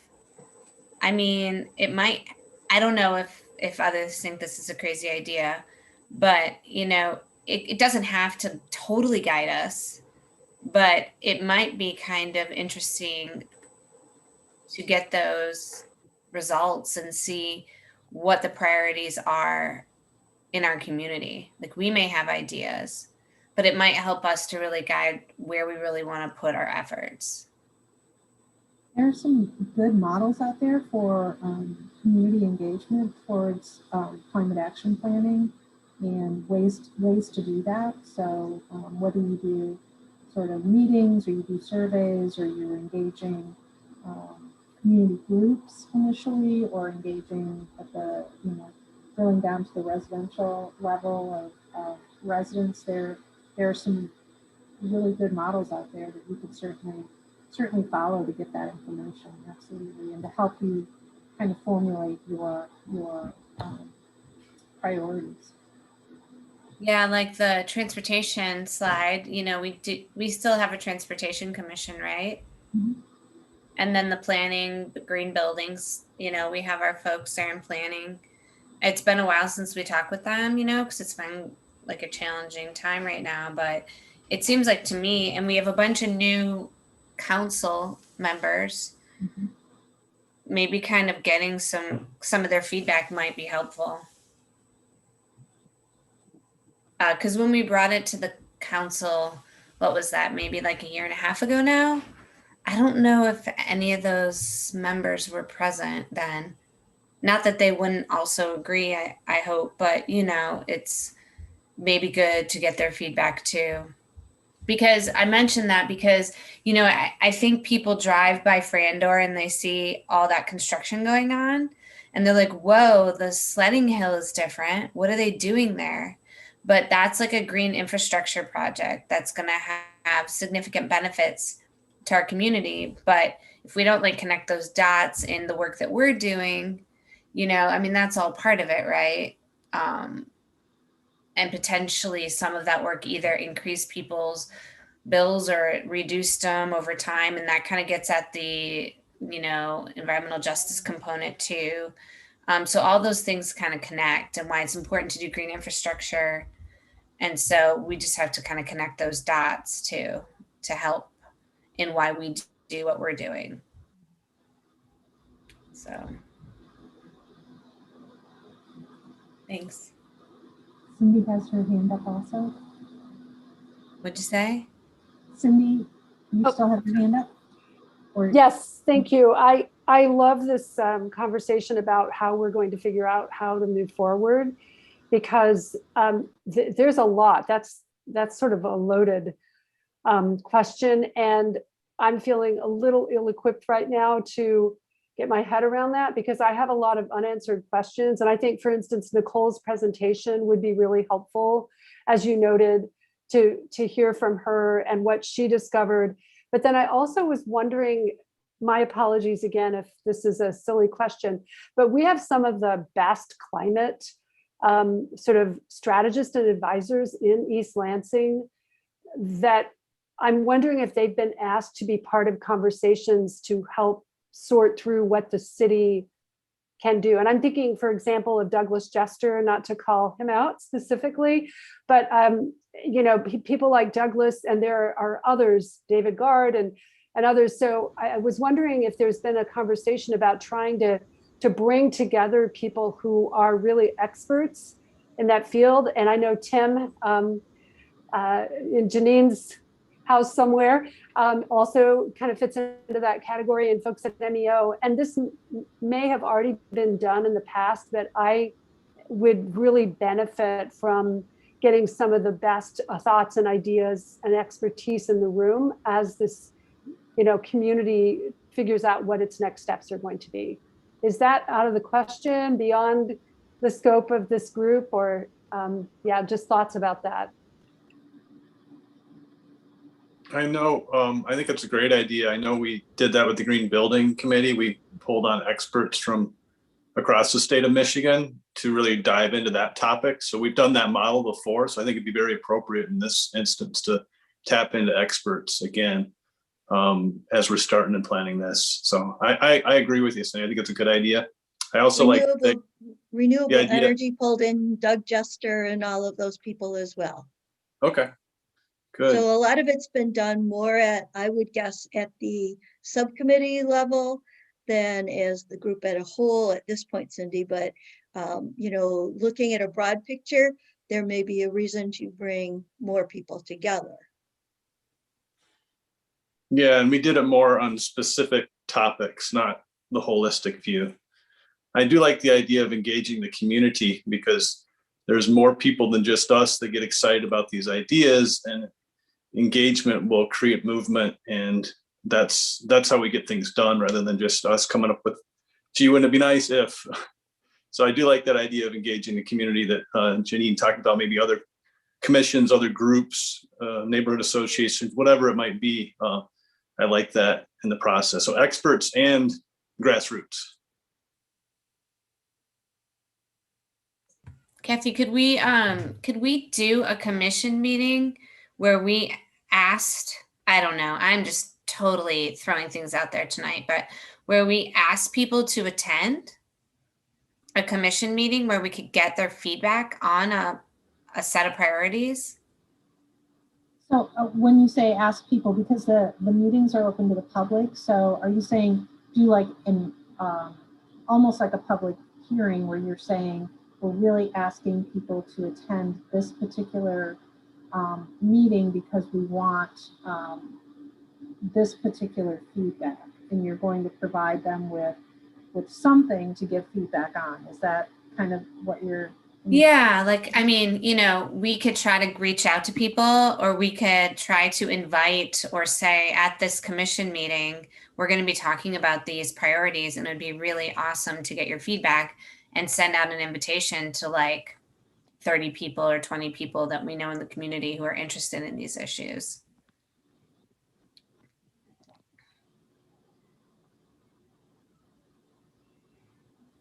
Yeah, I think Parks and Rec Commission, you know, when we did our plan, we had working group meetings where we set people at tables and they were given an assignment and they had markers and they wrote down what they wanted as a group, and then they reported back to the whole group, and that was put up on a common interest board and things like that. So yeah, I like that. It's challenging in the digital world to get 30 people participating in small groups. I don't know if we have that flexibility to break up into small groups because of the open meetings requirements, but I like that. I like that idea, Janine. Yeah, I mean, it could be like a opportunity to facilitate like pulling all these folks together. I think there was something like that was done around the planning. Oh geez, the change. The master plan. Yeah. They did a series of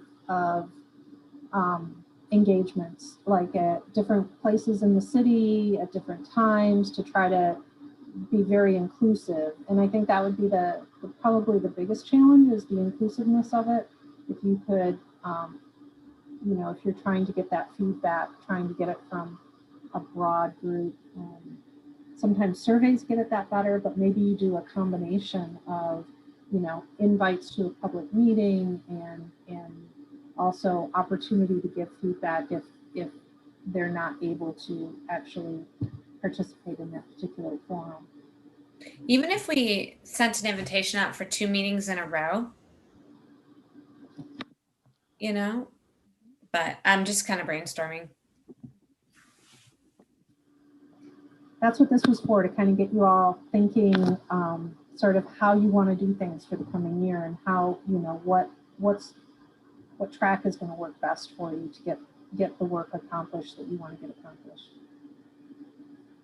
So if we set aside, I'm trying to digest all this and squish it together. If we decide we're moving forward with, you know, tackling one of those 5 per meeting, we could, and we have in the past had presenters at our meetings. We could invite an expert or a couple experts to present on that topic for that meeting.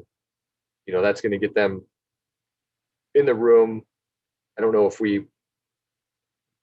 I haven't thought about what they present. If we ask them to particularly present something, or if we give them stuff ahead of time to present why they prioritized it this way, or how, I don't know. I'm not sure where that is, but sort of tackling it in that aspect where we're still coming together as a full group, tackling one topic and pulling in experts.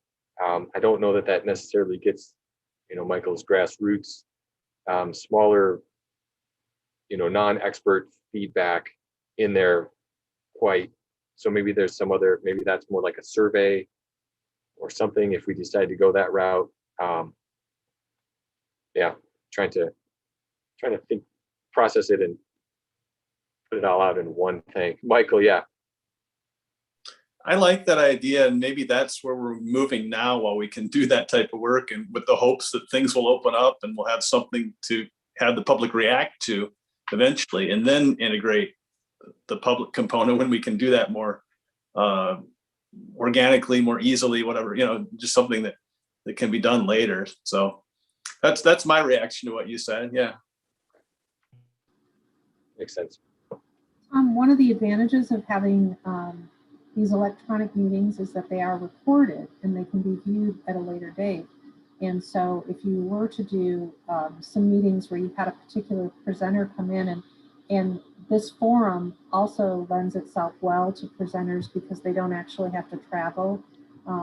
We've had presenters that have come from out of town previously to attend our meetings, and we often are pushing 8:30, 9 o'clock at the end of our meetings. So it can be a late night if someone has to drive back to Ann Arbor or someplace else. So taking advantage of this opportunity for presenters may work well. And then if there are folks who can't actually attend that meeting, we could try to get it out there so that here's the link, you can watch it and provide us feedback in some other way, maybe some survey or write to us or residents are always welcome to write to the commission or to write to commissioners and say, hey, I'd like you to look at this particular area. So.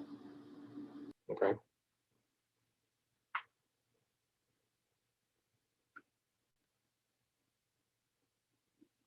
Does that seem like a path that folks like? Should that be our sort of approach? I mean, maybe we haven't finalized maybe every detail of it, but the general gist of it. I see nodding heads, so that's good. And a thumbs up. Nice clip. All right.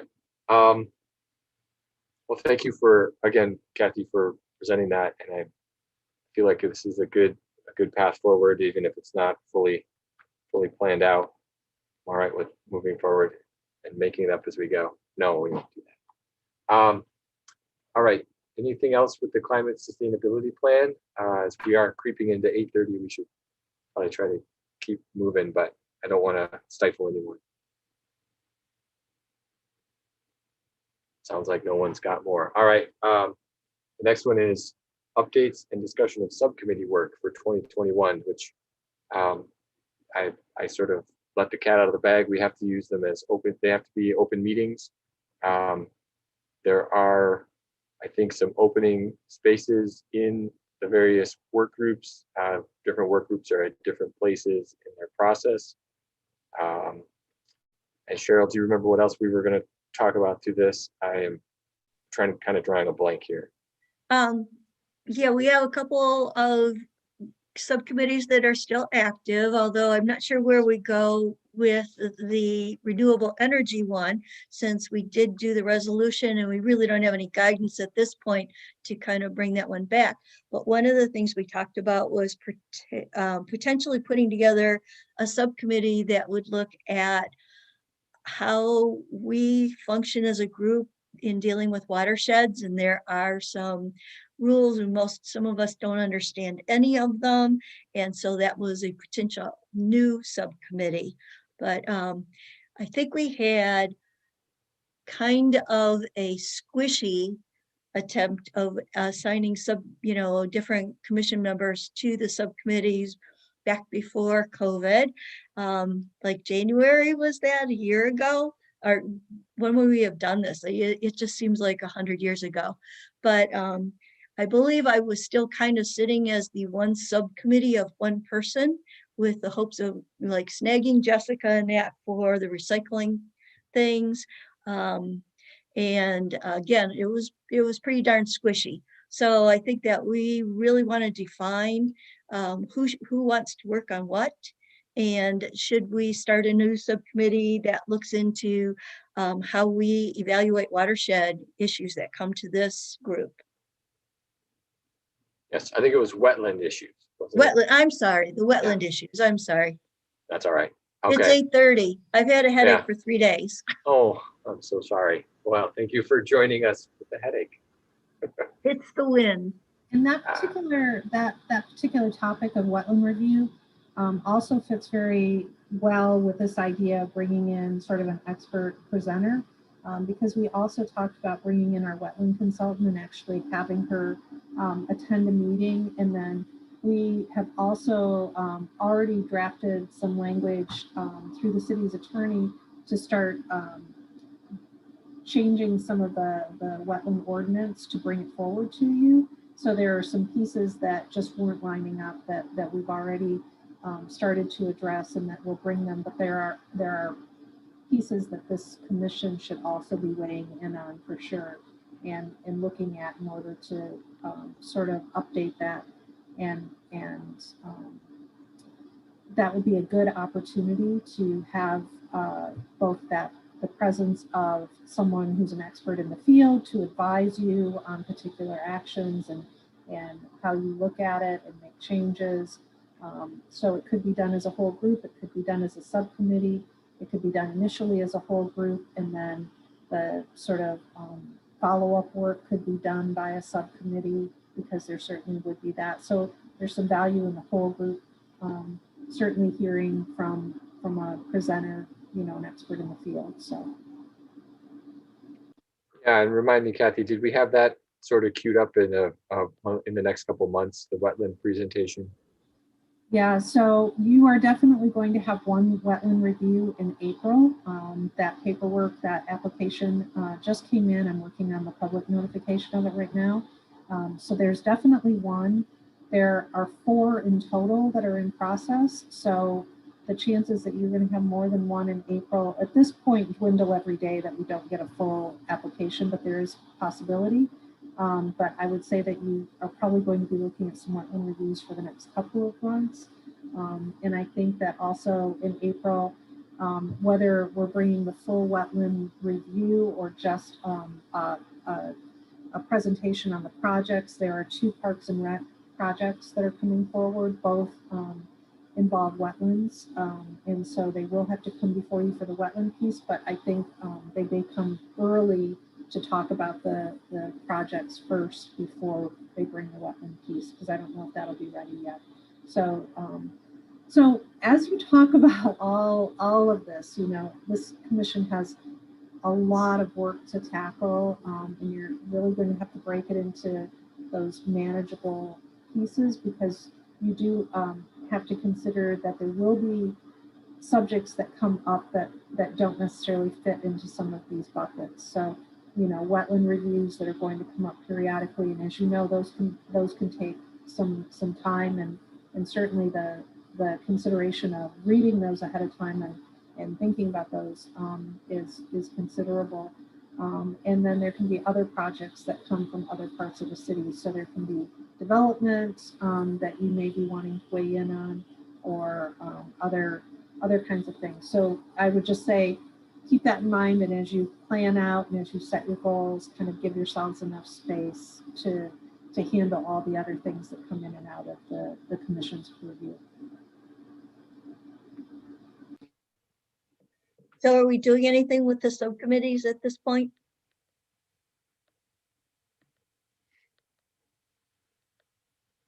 The Sustainable Building Subcommittee has not met since we last were able to meet in person.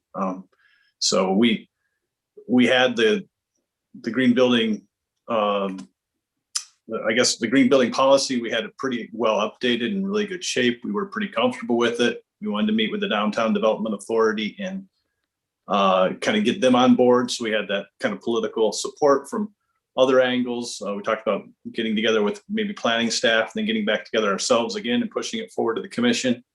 So that's kind of where that stood. And not the commission, the city council. But since the Downtown Development Authority has a lot larger issues that are more existential around them right now, that they're maybe not gonna have the time to meet with us, and we're not gonna be able to meet separately anyways. We're kind of coming up with, we have to come up with another way of doing our outreach to them, maybe through a letter or something more formal rather than a meeting. But I'd like to keep that moving, because we had that so well done and it stalled for a year.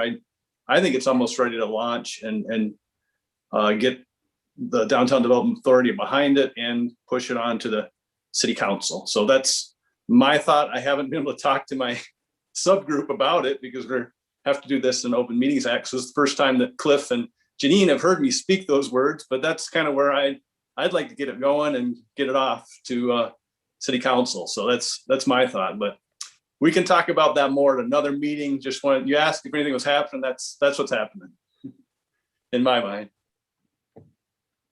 Yeah, I think that sounds good, Michael. I like the idea of keeping that moving rather than still, stalling for even longer. If you think a letter to the downtown development folks makes sense, I think that seems reasonable. As long as you're clear that you want a response from them, or you're asking them for input rather than just informing them. I think we don't want to tell them that we're doing this unless that's what we are doing. I think we want to be asking them for their support, right? Is that what you were thinking? Okay. Yeah, that's a good way to approach that. Maybe a 2-stage first before this commission acts in any way to push something onto city council. We first reach out to Downtown Development Authority and ask for their input or support.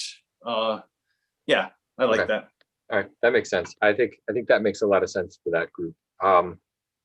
The renewable energy group has not done anything. We sort of wanted that 100% renewable goal and made that happen, and it's sort of been on pause since then. And I'm pretty sure, Cheryl, that the multifamily is also sort of in awaiting mostly for the material recovery facility to get up and running. And well, I think we, given Jessica's, survey and all of that, I think recycling needs to go back to just not focusing necessarily on multifamily, but also kind of embracing what's changing in recycling, what the community is looking for, and, do a broader scope. So I really like to put that subcommittee back together. Yeah. Or put it together to start with. Recreate it. I like that. Right, recreate it. Yeah. For a while, I was the subcommittee of one, and I don't want to do that. You got so much done that way, though. You didn't argue with anybody. I felt like the queen. Yes. Yeah. I can't believe it's been a year. That's just kind of insane, It's insane. It's yes. Totally insane. And I know we've all been super busy with everything, life, so it's not like we've just been, doing nothing with our jobs and stuff. So, but it is pretty amazing. I do nothing. Are you retired? I lost my job, and as of Thursday, I will be officially retired. Oh, wow. That's great. Congratulations. Yep. So yeah, it's been a very boring year for me. I need some activities, or because I've run out of walls to paint in my condo. Oh my gosh. Well, I'm jealous. So anyways, recycling, Jessica, I know I'm nabbing you because this is a very interest to you. And I'm not sure who else was interested. I think it was Audrey at one point, but she's gone. So, who's interested in being on a subcommittee looking at some of these issues again? So one way we could do this, Tom, because I know it's getting late for folks, and I just want to throw this out there as a solution. People could self-select for subcommittees that we've talked about tonight that they are interested in, and you could also throw out ideas for something that maybe you're thinking about that you think may require some subcommittee work at some point in the course of the year. So it doesn't necessarily mean that you're going to get those meetings together right away, but you're starting to kind of gather who's interested in what. And if you, I can either send everyone an email, and I can list out what I know of what we've talked about, and you can respond saying, I want to be in that one, I want to help with this one, this is what interests me. And then you can also give me more information if you say, I didn't see this particular subcommittee, or I didn't hear this raised, but this is where I have a really strong interest. That would be great too. So how about we approach it that way? I like that a lot, Kathy. I was, I'm not sure if you guys can tell over the virtual world that I was struggling with how to approach this. So I would appreciate that. I do want to make sure, does that make sense to you, Cindy, as the newest person who doesn't have very much background in the 3 current groups? Does that sound good to you? Yes, I was going to ask if there was a list somewhere, but it sounds like what Kathy is proposing would be helpful. And I also hear that if there's something that might be out there that isn't a work group, there's the possibility of establishing something around that too. For instance, I've been very active on like the lead service line replacement program and working on drinking water infrastructure. And I'm on the local drinking water advisory council.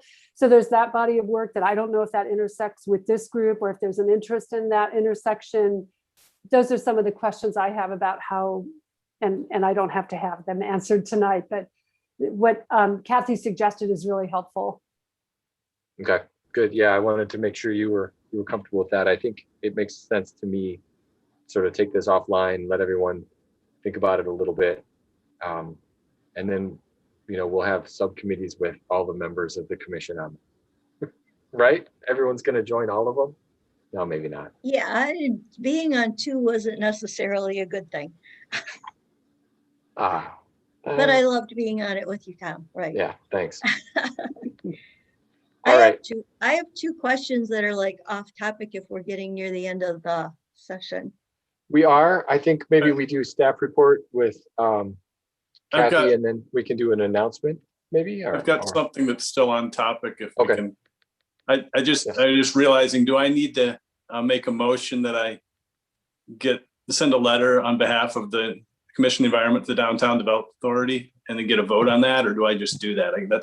That's my question, because we were talking about that just a second ago. Before we move on too far, I want to make sure we did that if we need to do that.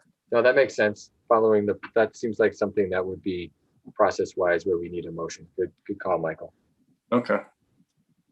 All right. Yeah, and if it came from the commission rather than just me, I think it would be better. So that's why I was kind of bringing that up. And I could craft the letter, and would it be signed by Cheryl and Tom then? Or how would that work? In the past, the commission has done some letters in support of projects or grants. Sometimes I think they've done some letters even to city council to say, this is a topic we feel strongly about. It's either been signed by the entire commission, or I think it can be done by the chair and the vice chair. I think it can be done either way. So, okay. And I think it's probably smart to go ahead and do a motion on this and have that support and have it official. Yep. Agreed. Okay, so I move that we send a letter to the Downtown Development Authority asking for the support of the draft green building policy and asking for their input. Second. All right, all in favor, a hand or an eye? Any opposed? Nope. Go for it, Michael. Thank you.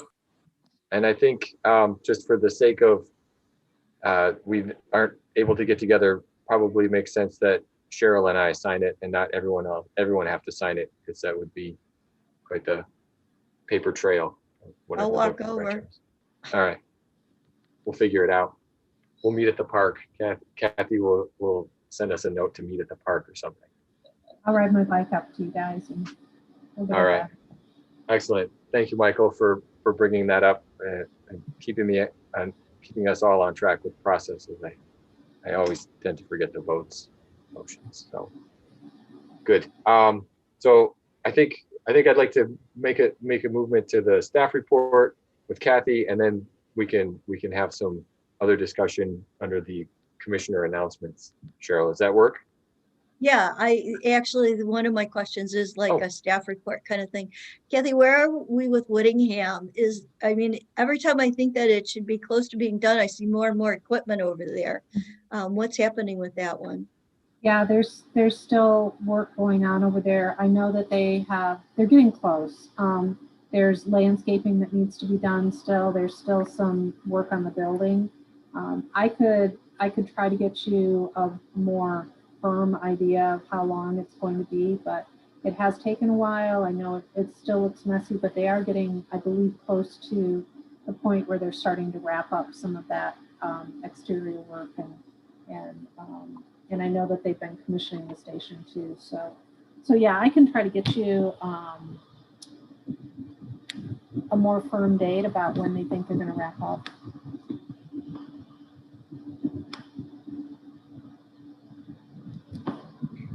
And the other question I had, the only other thing I had was, I heard the news just before we came here that it appears the state may not be allowing for Zoom meetings after a certain date unless an official emergency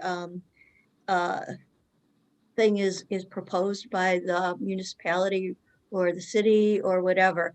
And so basically what they're saying, the way it stood as they were reporting it, was that as of April 1st, this is no longer acceptable as an open meetings. We've extended our state of emergency. We did, okay. I'll keep you guys updated on the status of our electronic meetings, but as of right now, we'll still have an electronic meeting in April. And so City of Lansing, East Lansing is the ones that are able to extend that and impact us? Or our city, or City of East Lansing, yeah. Right, okay. Mm-hmm. Like for Tri-County, we're a half mile outside of the city of Lansing. So we were all worried about our jurisdiction and what it meant for us because we're not like our own government, but Ingham County has one too. So we're covered. So even like the GLRC, which is not a government, it's occurring within those boundaries. And so it's everyone's pretty much covered in this area because of those, like the counties are filling the gaps. Good question, Commissioner. Yeah. So for Definitely. staff report, I always provide you with a staff report to let you know what I've been working on in case there are areas of interest. I mean, you know, everything that I've been working on, but all the things that commissioners might be interested in and that might create some questions on your part. So I'm always willing to answer questions, but I'm not going to go through the whole, read the whole document. And I know that it's getting late for everybody. So if there are any other questions, I'm happy to take them, but otherwise you can move on to commissioner announcements. I had one, and I don't think it was on here, but we had during the green energy or the renewable energy group, we had, I'm blanking if it was Board of Water and Light or consumers tell us they were going to be doing like a inventory of the street lights. Have we heard anything back from that process? Yeah. Boy, I thought The lady that was going to drive around, right? Yeah. So she did that work. This was quite a while ago, and we ended up, and now I have to think back. This is like pre-COVID. We ended up with quite a credit from Consumers Energy because of that audit. So I want to say it was in the range of $15,000 to $20,000. Awesome. He was credited back because of the audit. So I can pull that. I'm pretty sure I might have had that in the staff report before, and I can pull that exact information. Yeah, that seems familiar to me, but yeah. I thought the other group was also supposedly doing something along those lines. Like, because we talked to both of them, and it was so long ago, I don't remember which was which. I remember there was a credit, but I don't remember hearing about the other one. So Consumers Energy was the one that did the credit, and they have a lot of street lighting in the city. Board of Water and Light, I don't think, they have been doing more LED installations, but I don't think that they did an actual audit. So I can find out about that. I was just curious. And we've kind of followed up on concerns because we've gotten resident complaints about how bright the LED lights are, that they're in the direction of the light, but they're just not, they're not screening them properly. And so we've had them go back and redo some of them where we've had issues. So I'll see what I can find out. Okay. Do you know if some of the infrastructure projects like street work, if the city's going to be posting that information soon? Don't they usually kind of set out at the beginning of the season, the projects that they're going to be doing? Yeah. And I think in my staff report, I usually try to keep any like city work like that. There's a link. So I keep recycling that link to you. If it doesn't work, let me know. But if you go to that link at the bottom of my staff report, it provides, information on that kind of work. Let me know though if you're not getting what you're looking for. Does that also include hydrovacing? I spent a lot of time hanging out with the city team that was doing hydrovacing last summer, and I'm just curious if they have a map of where they're planning to do that this summer. I don't think that's on that same link, but I can find out. I don't know that they've done that, but I can find out. That would be great. Thank you. So Kathy, when I click on the one that says road construction, it only comes up with a construction project and not a road project. I don't know if the link is different. Does that make sense? Okay, let me look into it. And it might just be that I can bounce over to it. Because I think that plays into a little bit on the transportation complete streets. Like as we look to priority, we see some of our streets are being updated and bike lanes are being put in. And I think there's still a need for other main throughways, So that kind of is helpful if we know, okay, in the next year, this area is going to receive an upgrade, then, okay, we know that likely the biking lanes and all that will be better set out and not as many potholes, all those things, which helps with pedestrian and bike traffic and promotes people using those areas because they're safe. Would it be helpful, Janine, if we're providing that information, if it says, with this particular section of street, we're adding bike lane or we're doing some of that work, like to be very specific about some of the. Yeah, I think so. Definitely. Okay. All right. I'll see what I can come up with.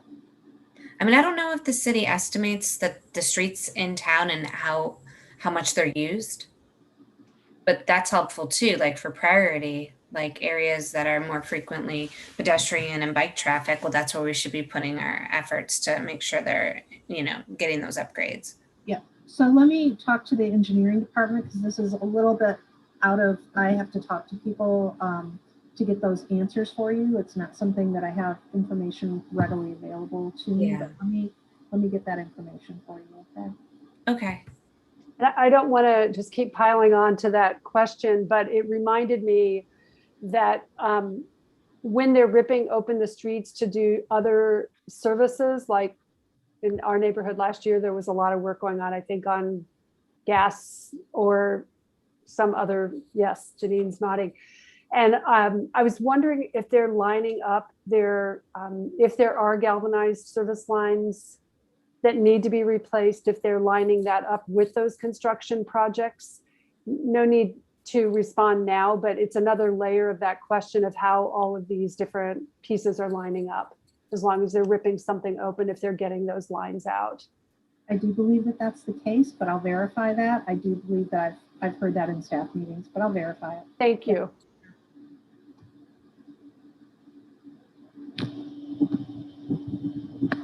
Great. Any other questions for Kathy on the staff report from March? I was just going to point out that link that I sent if you're curious about like transportation projects that are planned.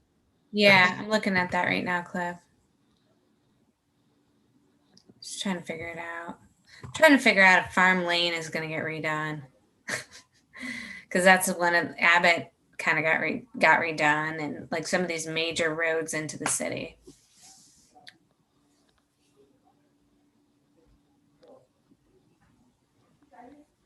Collingwood Farm Lane, I guess. I don't know the right how we would. Cindy, I think we can kind of answer this galvanized question. I was pretty certain the answer was that yes, when they're doing a construction project, they are replacing those, that is happening. And I did just get a text from Brad, who's also on our meeting, saying that is the case. So great, thank you. You're welcome. All right. Our next one is commissioner announcements. Any announcements from commissioners to us, the rest of us commissioners? Just want to say commissioner a couple more times.